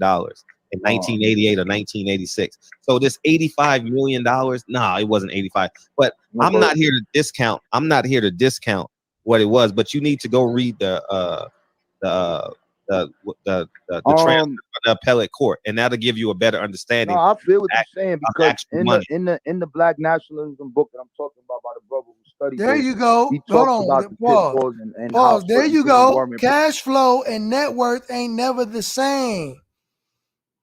That's what I was saying. That's what the brother don't know what he talking about. He don't know what the hell he talking about. He just up here talking. Better understanding. No, I feel what you're saying, because in the Black Nationalism book that I'm talking about by the brother who studied this, he talks about the pitfalls and how certain things weren't producing as such, and he talks about that. So what you're telling me is what's in the book. So I'm all right, because it made it appear, and how you're saying this is that he just got this plane out of the blue after Malcolm dies and all this happens. This means he was working with this is how it sounds. That he was working with the government and they paid. Oh, sure, that's he was. What it sounds like what you're saying. Oh, and that's a fact. Oh, and yeah, I'm totally disagreeing with that. But no, you can't. You can't. And even today, government they get paid. They got millions of dollars to do research on AIDS. And you know what they finding? Yeah. I agree with that. I agree with that. I agree with that. It's the same thing. The same. Hold on, bro. 1 second. Listen, y'all. Listen to this madness. To work with the government, do you mean like the government contract? Because when I used to work in the projects, like in Coney Island or whatever, those were government contracts. Right? Yes. And Peter King, the senator, said, "Nah, we're not giving these hate groups any money." Yeah. But let me ask you this: do you mean working in the government in that sense? Yes, government contract. Okay, yes, government contract. Okay. Well, we got to word that different then, because when people hear that, they're gonna be like, "Oh, you trying?" Well. I mean, it's totally. Yeah, man, that's how it sounds, brother. I don't care what it sounds like. I'm telling you. I mean, your interpretation is your interpretation. Now, pause. I don't own your. Now, that's how you know you're dealing with a deceptive individual, right? Because have you ever heard the saying, "It's not what you say, it's how you say it"? Huh? If you're in the chat, press 1 if you heard that before. I'm pretty sure all of us heard it. It's not what you say, it's how you say it. So when you say, or when you imply, or when you insinuate that the Nation of Islam is working with the government, what is the first thing that come to your mind? Somebody talk back to me. Post it in the chat, please. And when you say so-and-so working with the government, what's the first thing to come to y'all mind? I want to see some of y'all answers. I want to know if I'm crazy or not. If Ryborn and brother Garfield is crazy. Huh? Yeah, I mean that would be the first thing that came to my mind. And when somebody told me so and so, Sister Heck of Mecca, Brother Blackson, Safa, Brother Javon, brother Lions of the Messiah. You an agent. Oh, yeah, that's an agent right there. That's an informant. They working with the government. You can't trust them. Huh? When you use that type of language, your alarm is already go on alert. Your antennas is up. You looking at the individual sideways. You like, what the hell? Like, he working with the government? He an agent. He an informant. You know, he all those things, right? So he is trying to equate the Nation of Islam prison program receiving funding to be able to provide tools and stuff for inmates, because that's what prison programs do, right? When they receive funding, right? If I'm an imam, if I'm a Christian preacher or pastor or whoever, and there's a Christian community behind bars, there's a Muslim community behind bars, or whoever, then they request for a pastor, an imam, a chaplain to fulfill their religious needs, right? And the Nation of Islam is the leading organizer, is the organization, the premier organization who fought for prisoners' rights behind prison to be able to practice their religion freely in prison. It was because of the Nation of Islam, the Black Muslims, because when we were going to jail for putting hands on the cracker, putting hands on the enemy, for violating us, we were doing time. But in doing time, we couldn't have a Holy Quran. During time, we couldn't have a message to the Black man of America. So it was the Black Muslims who fought for inmates to be able to practice their religions freely behind bars. It was because of us, right? So in that being said, yes, chaplains, imams, Christian preachers, all of them get funding so they can have the necessary tools to go and work with inmates. Right? Exactly. Thank you. He's creating a straw man argument. It's a straw man, right? So when you insinuate the Nation of Islam is working with the government or for the government, you are trying to imply or you're trying to insinuate that we are an organization who works for the enemy against Black people. Y'all understand what I'm saying? Y'all understand where I'm going with that? So he creates his argument and he tears down his own argument and act like he did something, but you didn't do anything, bruh. You didn't do nothing with that because that isn't even, it holds no weight. You have no proof. You have no facts to say that we working for the government, to say that the nation worked for this enemy against our people. Stop it. Let's go. Yes. Okay. Well, we got to word that different then, because when people hear that, they're gonna be like, "Oh, you trying?" Well. I mean, it's totally. Yeah, man, that's how it sounds, brother. I don't care what it sounds like. I'm telling you. I mean, your interpretation is your interpretation. I don't own your interpretation. No, all you have to do is look in the chat and read it. And when you saying what you're saying, that's why I was that's why I asked you that line of questioning. When you saying this, yeah, I'm saying you saying he working with the government. We're talking about they're working with the government. We're talking about snitching and being a government informant. That's what we're talking about. Are you saying Elijah Muhammad was a government informant? No, you're putting words in my mouth to go along with your message. I don't have a message. No, that's what the point. just let me talk, and I'm not changing my words. I'm not going to mince my words. The Nation of Islam worked with the government, and that's why they have government contracts. When you work with somebody and receive a check, you're working with them. You understand? Okay. All this street code. No, let me finish. All this street code about snitching. I'm a grown man. We're not talking about snitching. We're talking about someone being an informant. We specifically dealing with historical documents because we gotta wait for your video, so I can't see nothing. So we gotta wait to see the primaries here. Yeah. So I'm just going over your word for what you're talking about right now. Yeah. So the facts remain. HL Hunt. The facts remain. Do your homework, guys. What facts? What information did he show? He showed nothing. What facts is he talking about? Why he keep saying, and the facts remain? Word for what you're talking about right now. Yeah. So the facts remain. What that mean, Lil Kev? What that mean?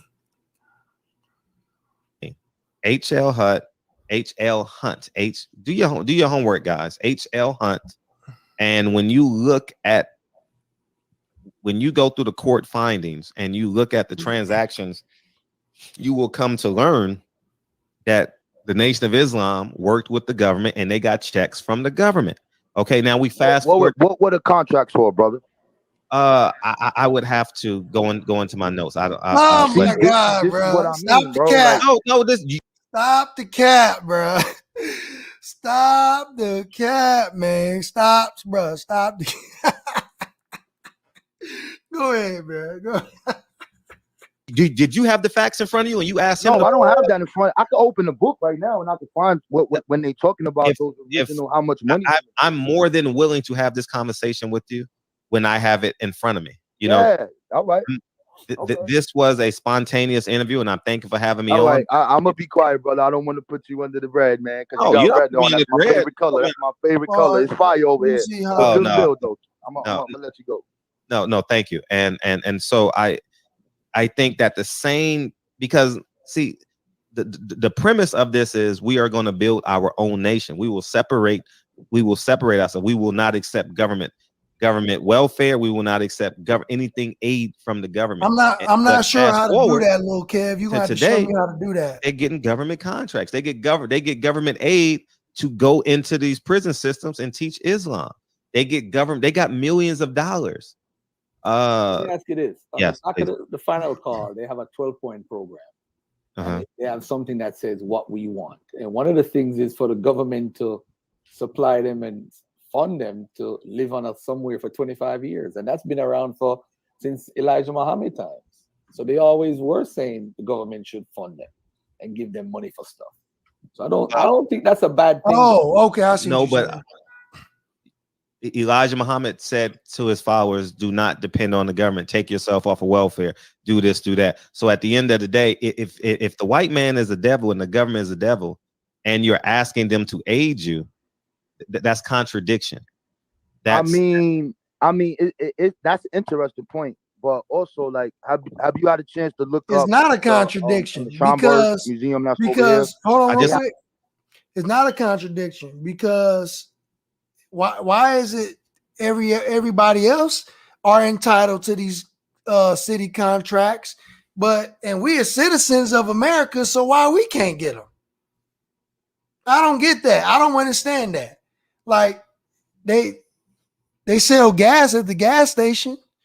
We don't own the gas station, but we're not entitled to go and buy no gas. That don't make sense to me. Let's go. That's an interesting point. But also, like, have you had a chance to look up the in the Schomburg Museum that's over here? I just left. I was there last week. Cool. So did you look up the chapter that's missing from Malcolm's the Negro? So it's like 3 chapters that was never in his autobiography. Yeah, I saw it in the corner. I saw the edited. Is that what you're speaking of? Yeah, it's just talking about it. It just shows the manuscript. Yeah. You got him in a little. You got to ask for the box and the case and all that. Yeah, no, I didn't do that. I'm sorry. Okay, I didn't. so I'm gonna add on, right? Yes. So a lot of times people say that the Nation of Islam was against politics, right? Or working with people. Same thing as you said. But in this book, Malcolm speaks about the first step of Elijah Muhammad's program was a political block. And he says that when you do this, this is the untapped power that the Negro does not reach. But you are not to vote for anyone that doesn't have the community's interests at heart. Sure. Now, if you listen to him prior and we listening to what's out, because you have two teachings of the Nation of Islam. You have one that's given to the public, and then you have one that's outside, and then it kind of travels or changes whatever the climate is. Yeah. So at this particular point, this is what he's pushing, and this is what he's saying, and it's interesting. It even goes into a little further of when Malcolm first goes to Africa, and he finds out about the Bend. First, he finds out about the Bend Down conference. Then he tells Elijah about it, and he convinces him to write the person in Egypt. And he goes there, and it's interesting to see this Pan-African alliance. And then when they come back, they begin to work with politics by working directly with other black institutions, especially dealing with police brutality. And those are things that the Nation of Islam is not known for, but these are the things that are happening. So if he does say this, like what you said, we can see how these things transition and move along. So at this point, you have them doing that because they're working with these political figures to stop police brutality directly in New York and Harlem. So I think it's interesting. I'll say this, man. I'm just going to take it back to the premise because we can get caught in semantics because you've read different books. I've read different books. I'm a different age than you. You may have more experience. You don't even know how old I am, brother, I'm saying that. I'm respecting you right now. I'm not disagreeing with you. I'm saying we're different ages. So we have different levels of understanding at different times and different. How old am I, brother? I'm not concerned about how old you are. I don't want to make this conversation. So why say we're different ages? We have to even bring that up. We've never. I don't want to disrespect. Well, let me answer. Well, let me respond. Well, will you allow me to respond? Yeah, you can, brother. I'm gonna mute my mic. I didn't cut you off. I didn't cut you, bro. I'm sorry. I apologize. So the point I'm making is this: you putting pressure on him. He started. You know, act all funny, man. Going to be more proficient at some of the things that you've read. I'm going to be more proficient at some of the things you've said. Okay. All I'm saying, I'm going to take this all the way back to the beginning. The premise of why I am interested in this subject is if you are the last messenger of God, you are the last messenger of masculinity, you are the last messenger of manhood, you are the last messenger of fatherhood. If you have 15 unsigned birth certificates, if you've never taken a public picture with the wives or the kids, you've never. How does he know that they're unsigned? How do you know the Honorable Elijah Muhammad never spent time with his kids? Let's go. Messenger of fatherhood. If you have 15 unsigned birth certificates, if you've never taken a public picture with the wives or the kids, you've never played basketball, you've never done any of that. Pause. You've never been a. How does he know that the Honorable Elijah Muhammad never spent quality time with his children and he never interviewed the children? He would be a very bad social worker. He would be a horribly terrible, very bad social worker. You never interviewed the children. You never interviewed the wives.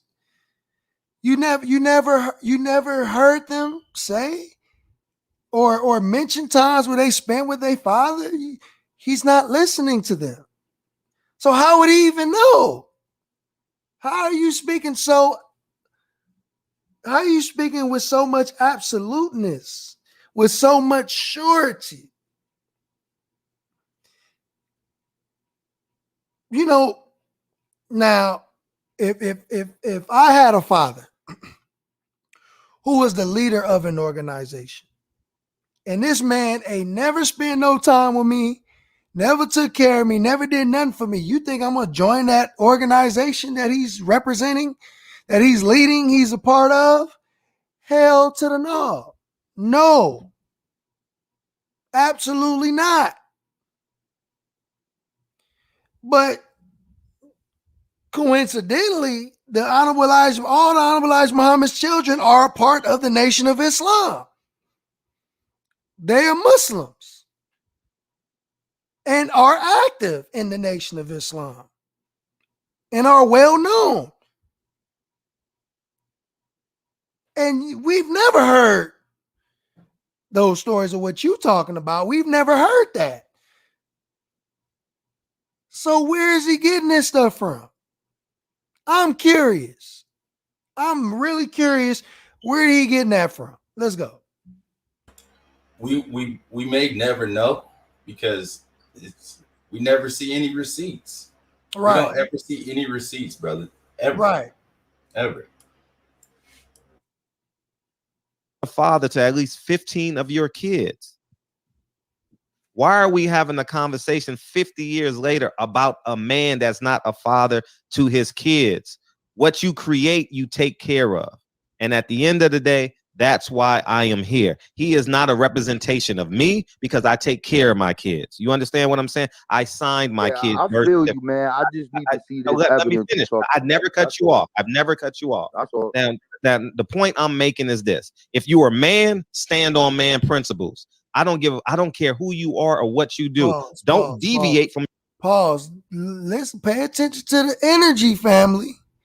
He is speaking like he knows, bro, without 100%, without a shadow of a doubt, that what he is saying is absolute facts. He really believes what he is saying is 100% true. But the question is, where's you getting this information from? How do you know that this man never spent any time with his children? How do you know that he never took care of his children? How do you know this? How? Where you getting it from? Let's go. On man principles. I don't care who you are or what you do. Don't deviate from your moral compass. If you have kids, you take care of them. You can talk about he built the mansion, but your kids are homeless and hungry. Now let's deal from the premise of manhood, masculinity, fatherhood. Is he the definition of that? I say no. At the end of the day, that's what we judge a man on is his legacy. I 100% agree with you, and I'm really hoping that this thing that you, because I'm gonna be back. I really hope that these wives and these children that you're talking about. No, I'm just laughing at the brother's comment. He said he's speaking as if he's one of the kids.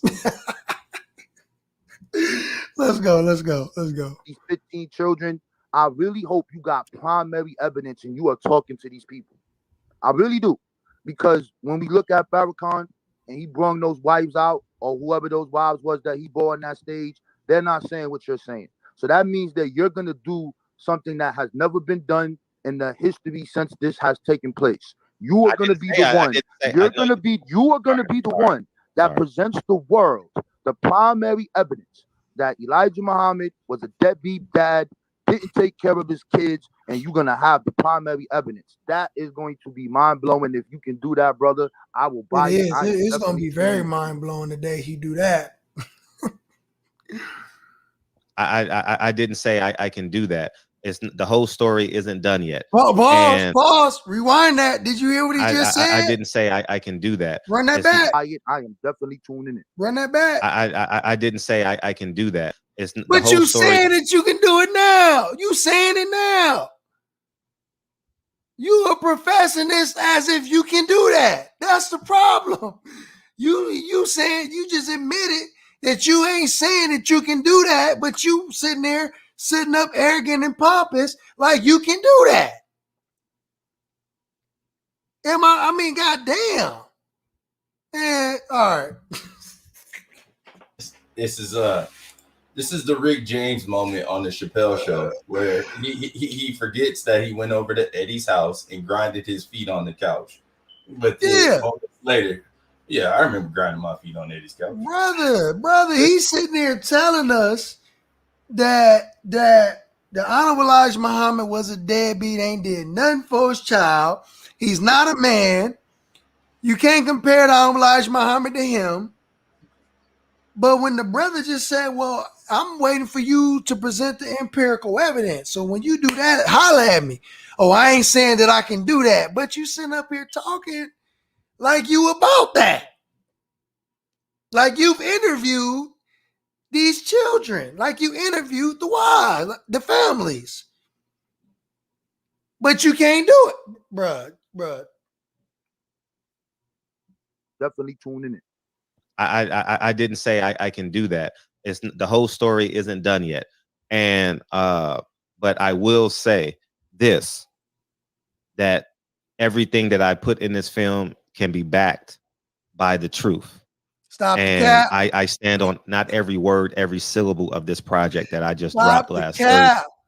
Thursday. And the project is so good. It's only been out since Thursday, and we're in 3 film festivals. 2 black, one worldly, whatever you want to call it. So at the end of the day, I did my homework. You will hear. I feel you. Of course it is. Anything coming down the black man gonna make that bread. It's not about money. I turned down $1 million from. Oh, you did? Don't talk. Play it back, bro. Run that back. How much? Worldly, whatever you want to call it. So at the end of the day, I did my homework. You will hear. You will hear. Of course it is. Anything coming down the black man gonna make that bread. It's not about money. I turned down $1 million from. Oh, you did? I turned down. Don't talk. Pause. Bro. If I knew what I was gonna witness, if I knew what I was gonna see before I spent my little $5.19, I wouldn't even gave you that. Let alone somebody giving you $1 million. $1 million? Netflix offered you $1 million for that? Oh, I'm about to start making movies like every damn week. If they about to give you $1 million for that, I'm about to start making movies. If they was gonna give you $1 million for that, and then you call that a movie, we could have shot that with an Android, a Samsung Galaxy, and did a better job. And they offer you $1 million for 15 minutes of that? Wow, I find that very hard to believe, but okay. He ain't showed no receipts on that either. Would love to see him. And if you can show him, I'll respectfully, submit, but I don't believe him. Let's go. One worldly, whatever you want to call it. So at the end of the day, I did my homework. You will hear. I feel you. Of course it is. Anything coming down the black man gonna make that bread. It's not about money. I turned down $1 million from. Oh, you did? I turned down. Don't talk to me about bread when I'm talking about morals. I turned down. Brother. Listen to me. Speaking to the accolade of the film. No, I didn't say that you made money from it. No, I want to make money. I want to make money, but I want to make money as the proper way. I turned down. Netflix emailed me yesterday for this film. Yeah, and that was my point. I'm saying anything to tear down the black man, they gonna pay. Same way how Denzel gets his first Grammy or Oscar for being who he did. Same thing how Halle Berry gets it. They gonna take that. Give me that, please. And that's to me. Let's talk about your words that I heard you say. The Elijah with the hose. Yeah, that we want this. We gonna make this shit big. Okay, and let me talk. And I respect you when you talk. I've never cut you off, and I think I deserve that same respect. If we're gonna have a conversation, if I'm gonna respect you as a man, you must respect me as a man. We're not 15, 16-year-old kids in the playground yelling at one another. And so the point I'm making is this: I did the film. And it's backed by 100% facts. I didn't deviate. I didn't put in my opinion. I didn't go to YouTube and put in the search engine Elijah Muhammad, Malcolm X, and do the film. I did not do that. I did it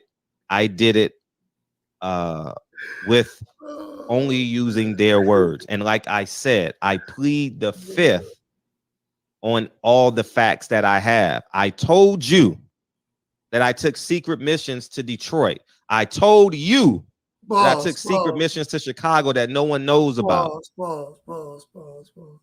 Now he calling us, or he's implying that we working with the government. But what's up with all this secret mission talk? What is that? What are you talking about when you say secret missions? What does that mean? I'm a little confused by this whole secret mission stuff. What is that? You know, secret missions? I don't know about that. Let's go. I don't know about that though. So you're going to have to wait for the whole story. But I will say this, the film 9 Wives that you're going to watch, that you're going to order off of that website, the Barbershop Conversations /9 Wives, and or click the link in my bio. Click the link in my bio on Instagram, Silent Heroes. I stand by what I said. Now, at the end of the day, 9 Wives is about masculinity. 9 Wives is about manhood. 9 Wives is about the liberation. I don't see how that. Women. I don't see nowhere nothing about no manhood, no damn 9 wives. I just seen 15 minutes of lies and slander. I don't know what the hell he talking about. If you want to know, if you want to get intimate with any form of manhood, join the Nation of Islam and the FOI. Join the fruit. If you want to know anything about manhood, get with the FOI. Period. Let's go. 9 Wives is about masculinity. 9 Wives is about manhood. 9 Wives is about the liberation of women. And in 9 Wives, you will see that.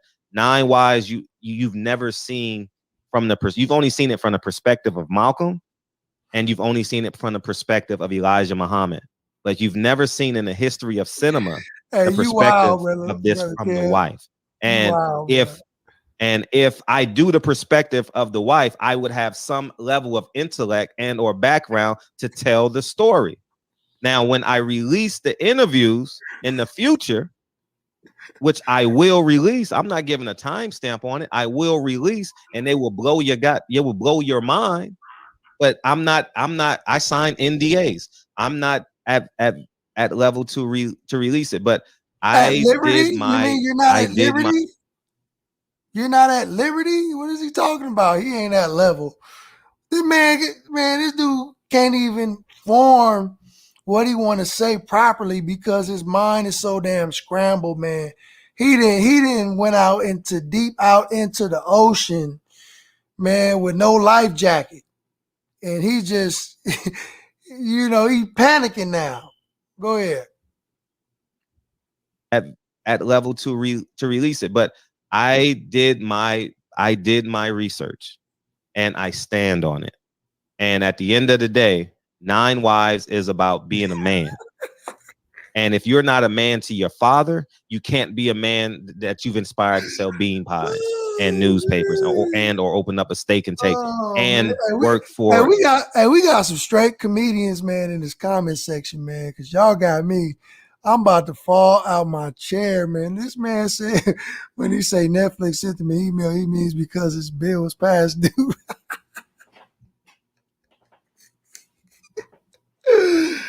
Man, I'm telling you, man, I'm telling you, man, this the comments right now, bro. This is looking like Tariq Nasheed comments. Everybody is eating over here. Everybody's eating the comments. Oh man, y'all about to have me fall out my damn chair, man. Y'all is killing me, bro. I'm trying to maintain my composure, but this mess is too funny right here, man.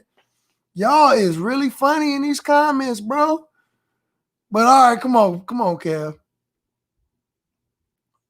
And at the end of the day, 9 Wives is about being a man. And if you're not a man to your father, you can't be a man that you've inspired to sell bean pies and newspapers or open up a steak and. Yeah, I was waiting on you to get on him about that. Oh man. Never mind me, man. Y'all too much, man. Go ahead, man. Take and work for and go down south and work for below minimum wage. Okay. So I stand on my project. I'm not talking about was his businesses successful. I'm talking about, did the kids get anything? Did he go in the backyard and play basketball with his son? Did he go to a father-daughter dance with his daughter? Those things didn't happen. So I'm talking about being a father, being a man. And if you define a man by what he does outside of the house, as opposed to what he does in the house, I question you as a man. I question you for saying he did this, he did that, but he never. Listen. You ain't got it. There's no questioning me. You're the one with the information. When I see this groundbreaking information that no one has, when I see what you got, then we can have this conversation again. So I'm not saying you wrong. I'm not saying anything. I'm just giving you the questions for a person who has been studying this since I've been 15 years old. This is what I'm talking to you about. So I am not obliged to say anything until I see the evidence. I deal with show and prove. So if I make a claim about something and you ask me anything I say, I'm gonna tell you where it came from, what page is on, and what I got it. Christian, So that's facts, bro. That's facts, Christian. That's facts, bro. Go ahead, Kev. I just wanted to say that. What page is on and what I got it. So what you're telling me is I have to wait till it comes out, then I'm gonna wait. So if this is true, what you're saying, then and if it is 100% right and exact and factual that man had 15 kids, didn't take care of them, left them homeless, I will congratulate you and come on here. And everybody's listening. Yo, son, you was 100% right and exact. That shit is not manhood. I am a man. That's what a man does. So if we're having a disagreement because we can't see the information at this point, you don't gotta I question your manhood. No, I would never agree with that. Know what I mean, it's real simple, man. Just go get the transcripts of the court documents when they're talking over their estate. And that will answer your question. Was he there for his kids? It's real simple, man. Do your homework. It's all this stuff is, you can get this stuff for free. All you got to do is request it. And it's in the Chicago. It don't prove anything. It just proves that Wallace and another one of his brothers, who both of them were children of Mother Claire. They were at odds with their brothers and sisters, their siblings, and they were fighting over their fathers. They were fighting over their father's estate. Wallace wanted to keep all the money for himself and his other brother. I think it was Herbert. It was one of them. And the other brothers and sisters, the other mothers was like, nah, like we need some of that too.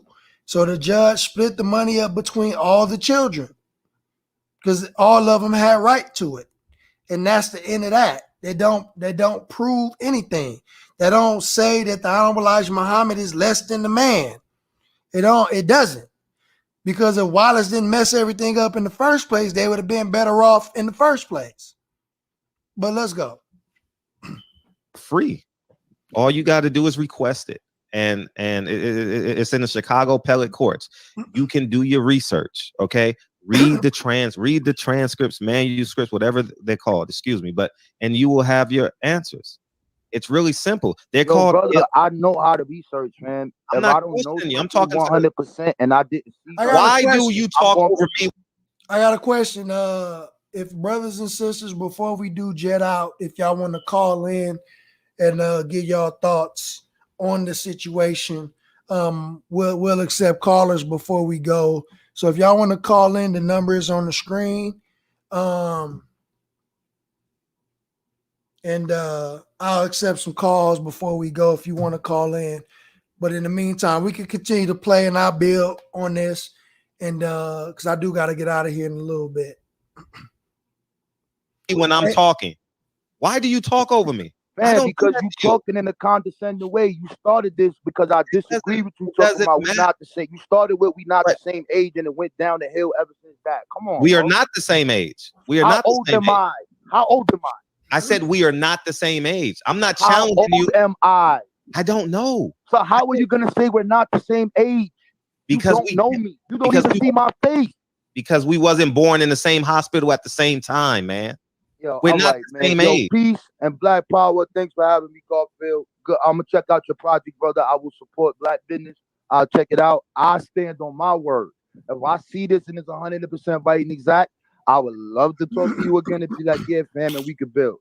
Until then, there's a big question mark because you're gonna present something that no one ever presented in the world. Peace. I appreciate those faulty expectations, and you know, when you read books, that's what you get. But when you actually do the work and travel and interview these people, If I can't just ask you, I'm not sure what the faulty expectations were from the brother here when he just asked for. There weren't any. You know, Right. he just felt like brother Rob Bourne kind of threw some shade in his last comment. You feel me? And so that's why he said what he said. But yeah, I understood exactly what Rob Bourne said. people and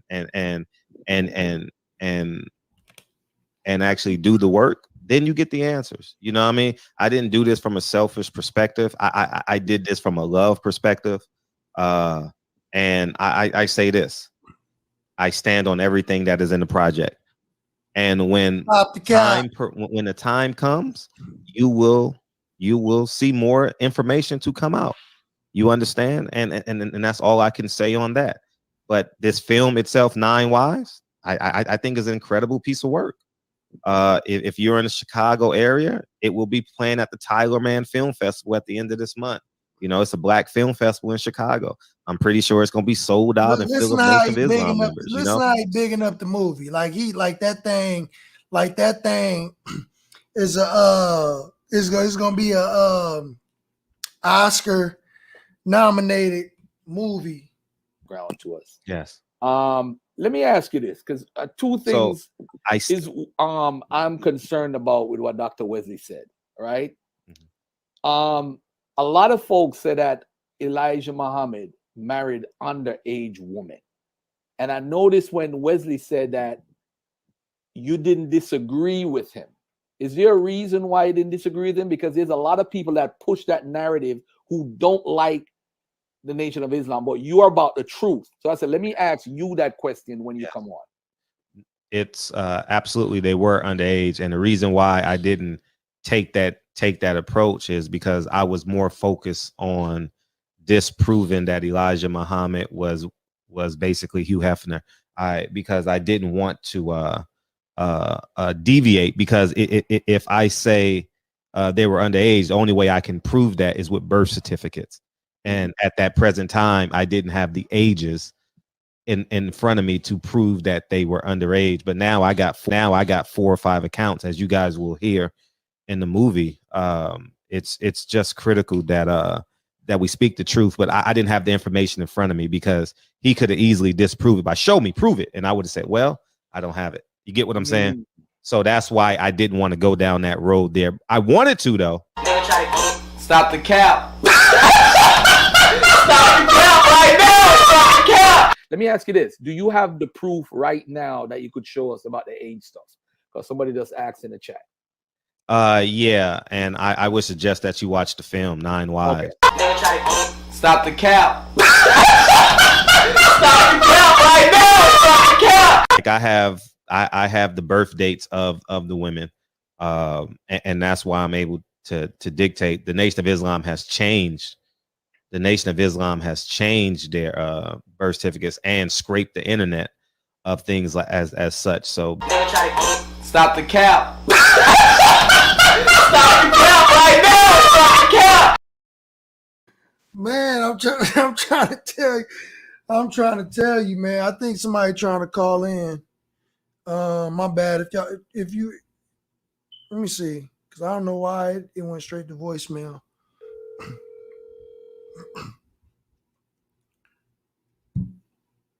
If y'all want to call in numbers on the screen at the bottom.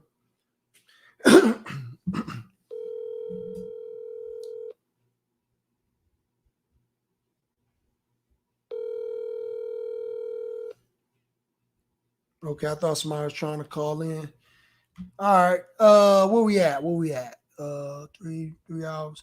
I end it right there with the Rob Bourne piece. I end that right there with that piece. Because again, like I told my big brother Garfield, man, I felt like you was a little weak on this brother, man. Brother Garfield let the brother slide, man. Him and Sinetta. I don't know why they gave this dude a platform. You know what I mean? I don't know. I mean, I don't know why they keep giving these people platforms, man. Peace. Assalamu alaikum. This brother Malcolm Flex TV. You alive? Your name and where you calling from?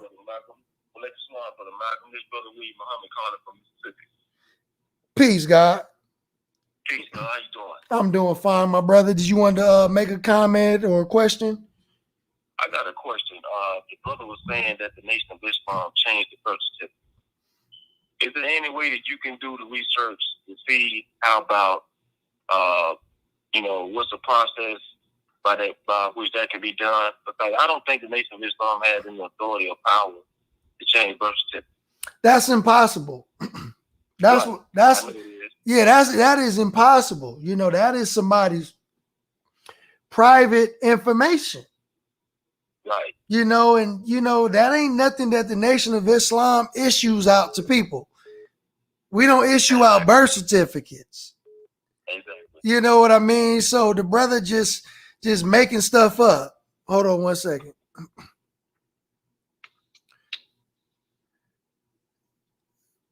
Peace and assalamu alaikum. This is Malcolm Flex TV. You are now calling in your name and where you calling from? Calling from Dallas, Texas. Walaikum salam. This is David 3X, Moss 48. Peace, God. I got you and Brother William on. Did you have a statement or wanted to ask a question? I just wanted to make a statement, man. I am in both. I am involved in both the boxing community that Fred is primarily in, hence my page, Pugilism and Politics. I really don't do anything on YouTube. I'm used to Facebook, and I stick with that. And obviously, I'm a member of the nation. And, this is not going to work out the way he thinks, because I was also part of the conscious community. And one thing, and I was even speaking to our student minister here, El Shahid Muhammad, a little earlier today, not about this particular topic, but I pointed out that in the conscious community, what I found was that people really respect the messenger. Like, I heard all types of things about the messenger in the Nation of Islam, but when I got involved with the conscious community and I was studying brother Dr. Reverend Phil Valentine Henderly, and folks like the Red and Blue Pill and all them, look, there's detractors, there's the cities of the world, but eventually they get exposed. Right. Folk like Reverend Phil and all them, they never said anything negative about the messenger, and they called him the messenger. They didn't call him Elijah Muhammad. They always referred to him as the most honorable Elijah Muhammad or the messenger. The messenger said this, the messenger said that. So for him to have someone for the conscious community on there, they know. I'm not surprised at all about how that brother challenged him, right? Because they know. And so, but he was also skillful in that. He said, you know what, I'm going to wait and see what you put out, but this is going to be some groundbreaking stuff, because guess what? If folk in that community would have been brought that out, and folk who try to bring it out, they got debunked right away. Right. This is not going to go the way this man think it's going to go. Right. I feel bad for him, because he went too far like he did before. He ended up getting smacked by Kenny Porter. He don't know when to stop. And when you push him, you saw in this interview, when you push him, he gets real agitated. He gets scrambled, and he get emotional. And that's why he got smacked. And God going to smack him in his own way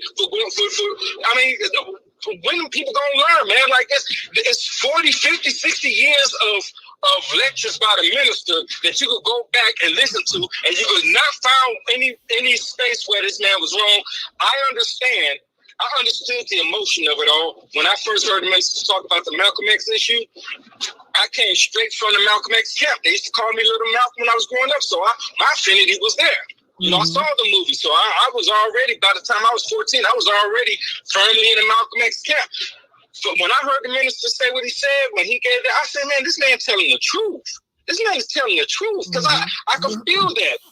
He's 30 years old. You ever seen a 30-year-old today? You don't think that 30-year-old will hear something like that coming from somebody who raised all them people and not be pissed off? Man, he need to go somewhere with that. This is not going to work out the way he thinks. People, the conscious community, the people going to rebel against. Hey, good luck to him on that. Go ahead, Brother David. Brother William, did you want to make a comment as well?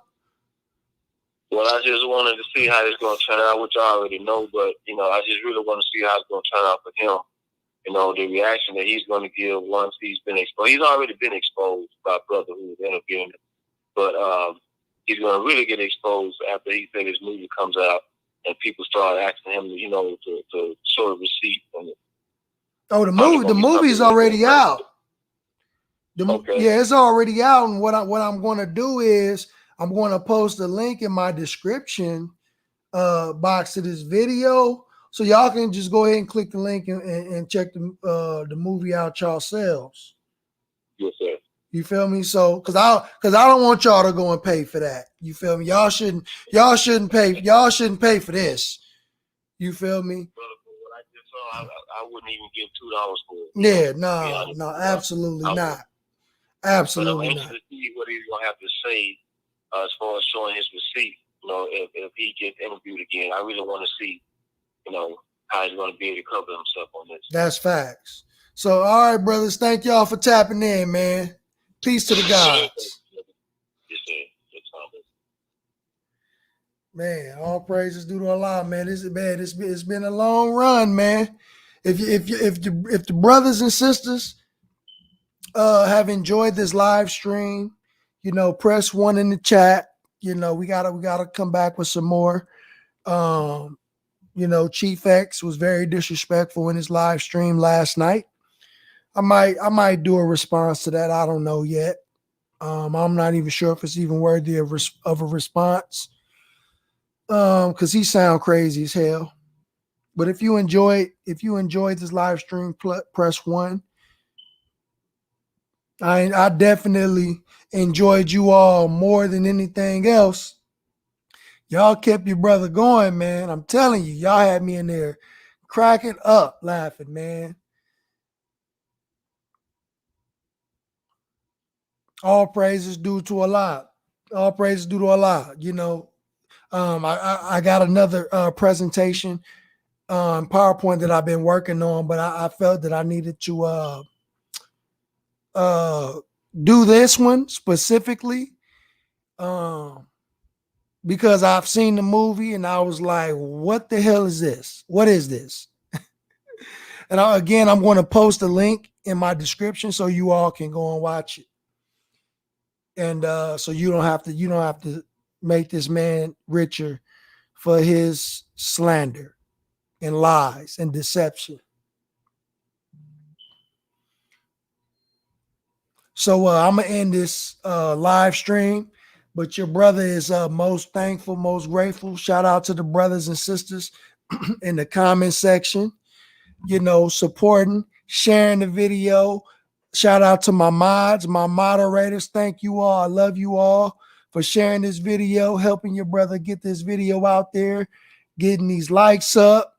You feel me? Shout out to the brothers who sent donations. All praises is due to Allah. I do this for my nation. I do this for my black people, and your brother just grateful, man. And inshallah, we can keep this thing going, and exposing these lies against the Nation of Islam, because in Islam, generally they say there are 5 pillars, but they also say that there are 6 pillars in Islam, and that 6th pillar is defending the faith, so I hope I was able to do that, in the best of manners today.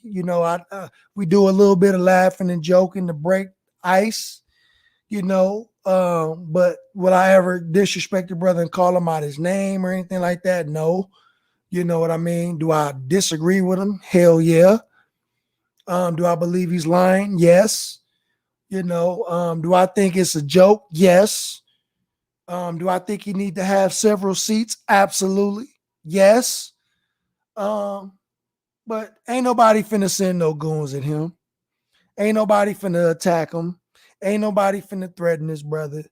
We gonna leave him be. It ain't nothing like that. It's all information, history, and scholarship at the end of the day. And if anybody try to tell you anything different, they are a liar. They're a liar. Period. Malcolm Flex ain't on that. The nation ain't on that. You feel me? You know, at the end, it's all love. But before we go, brother Lil Kev, did you want to make any final statements? No, sir. Just thank you. You know what I'm saying? Thank you for everything that you do. I appreciate you having me up here. And anytime in the future that you need me to do this, I'm always on deck. So just let me know. Man, brothers and sisters, man, please show this brother some love. This brother was an angel in the truest sense, was a life, because I don't know what was wrong with my audio, and my brother came through with the audio and was on point and really sat with us for 4.5 hours, man. So please go to this brother's channel, brother Lil Kev. Please go and subscribe to our brother's channel. Check out his content, like his videos, share his content. The brother is so consistent. I wish I had this brother's consistency with putting out content, for real. I mean, if I can, but that's something that Allah bless him with. You know, bless him, brother Reza, brother Ben, the ability to put out consistent content, man.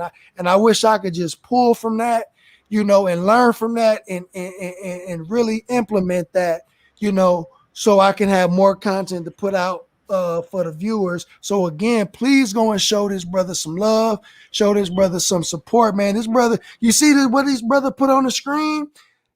He did this just now, and he didn't have to do this. You feel me? That's how talented our brother is. You feel me? So please go and support our brother on behalf of brother Malcolm Flex, on behalf of me. Show this brother some love and support. And brother, I made you a mod on my channel as well, man. You know, and you got that on this channel, and you always got love and support over here, brother. And I thank you, and I love you, and I appreciate you all for being here. And we're gonna close out. Peace and assalamu alaikum. Walaikum assalam, brother. Thank you again. Yes, Peace, family.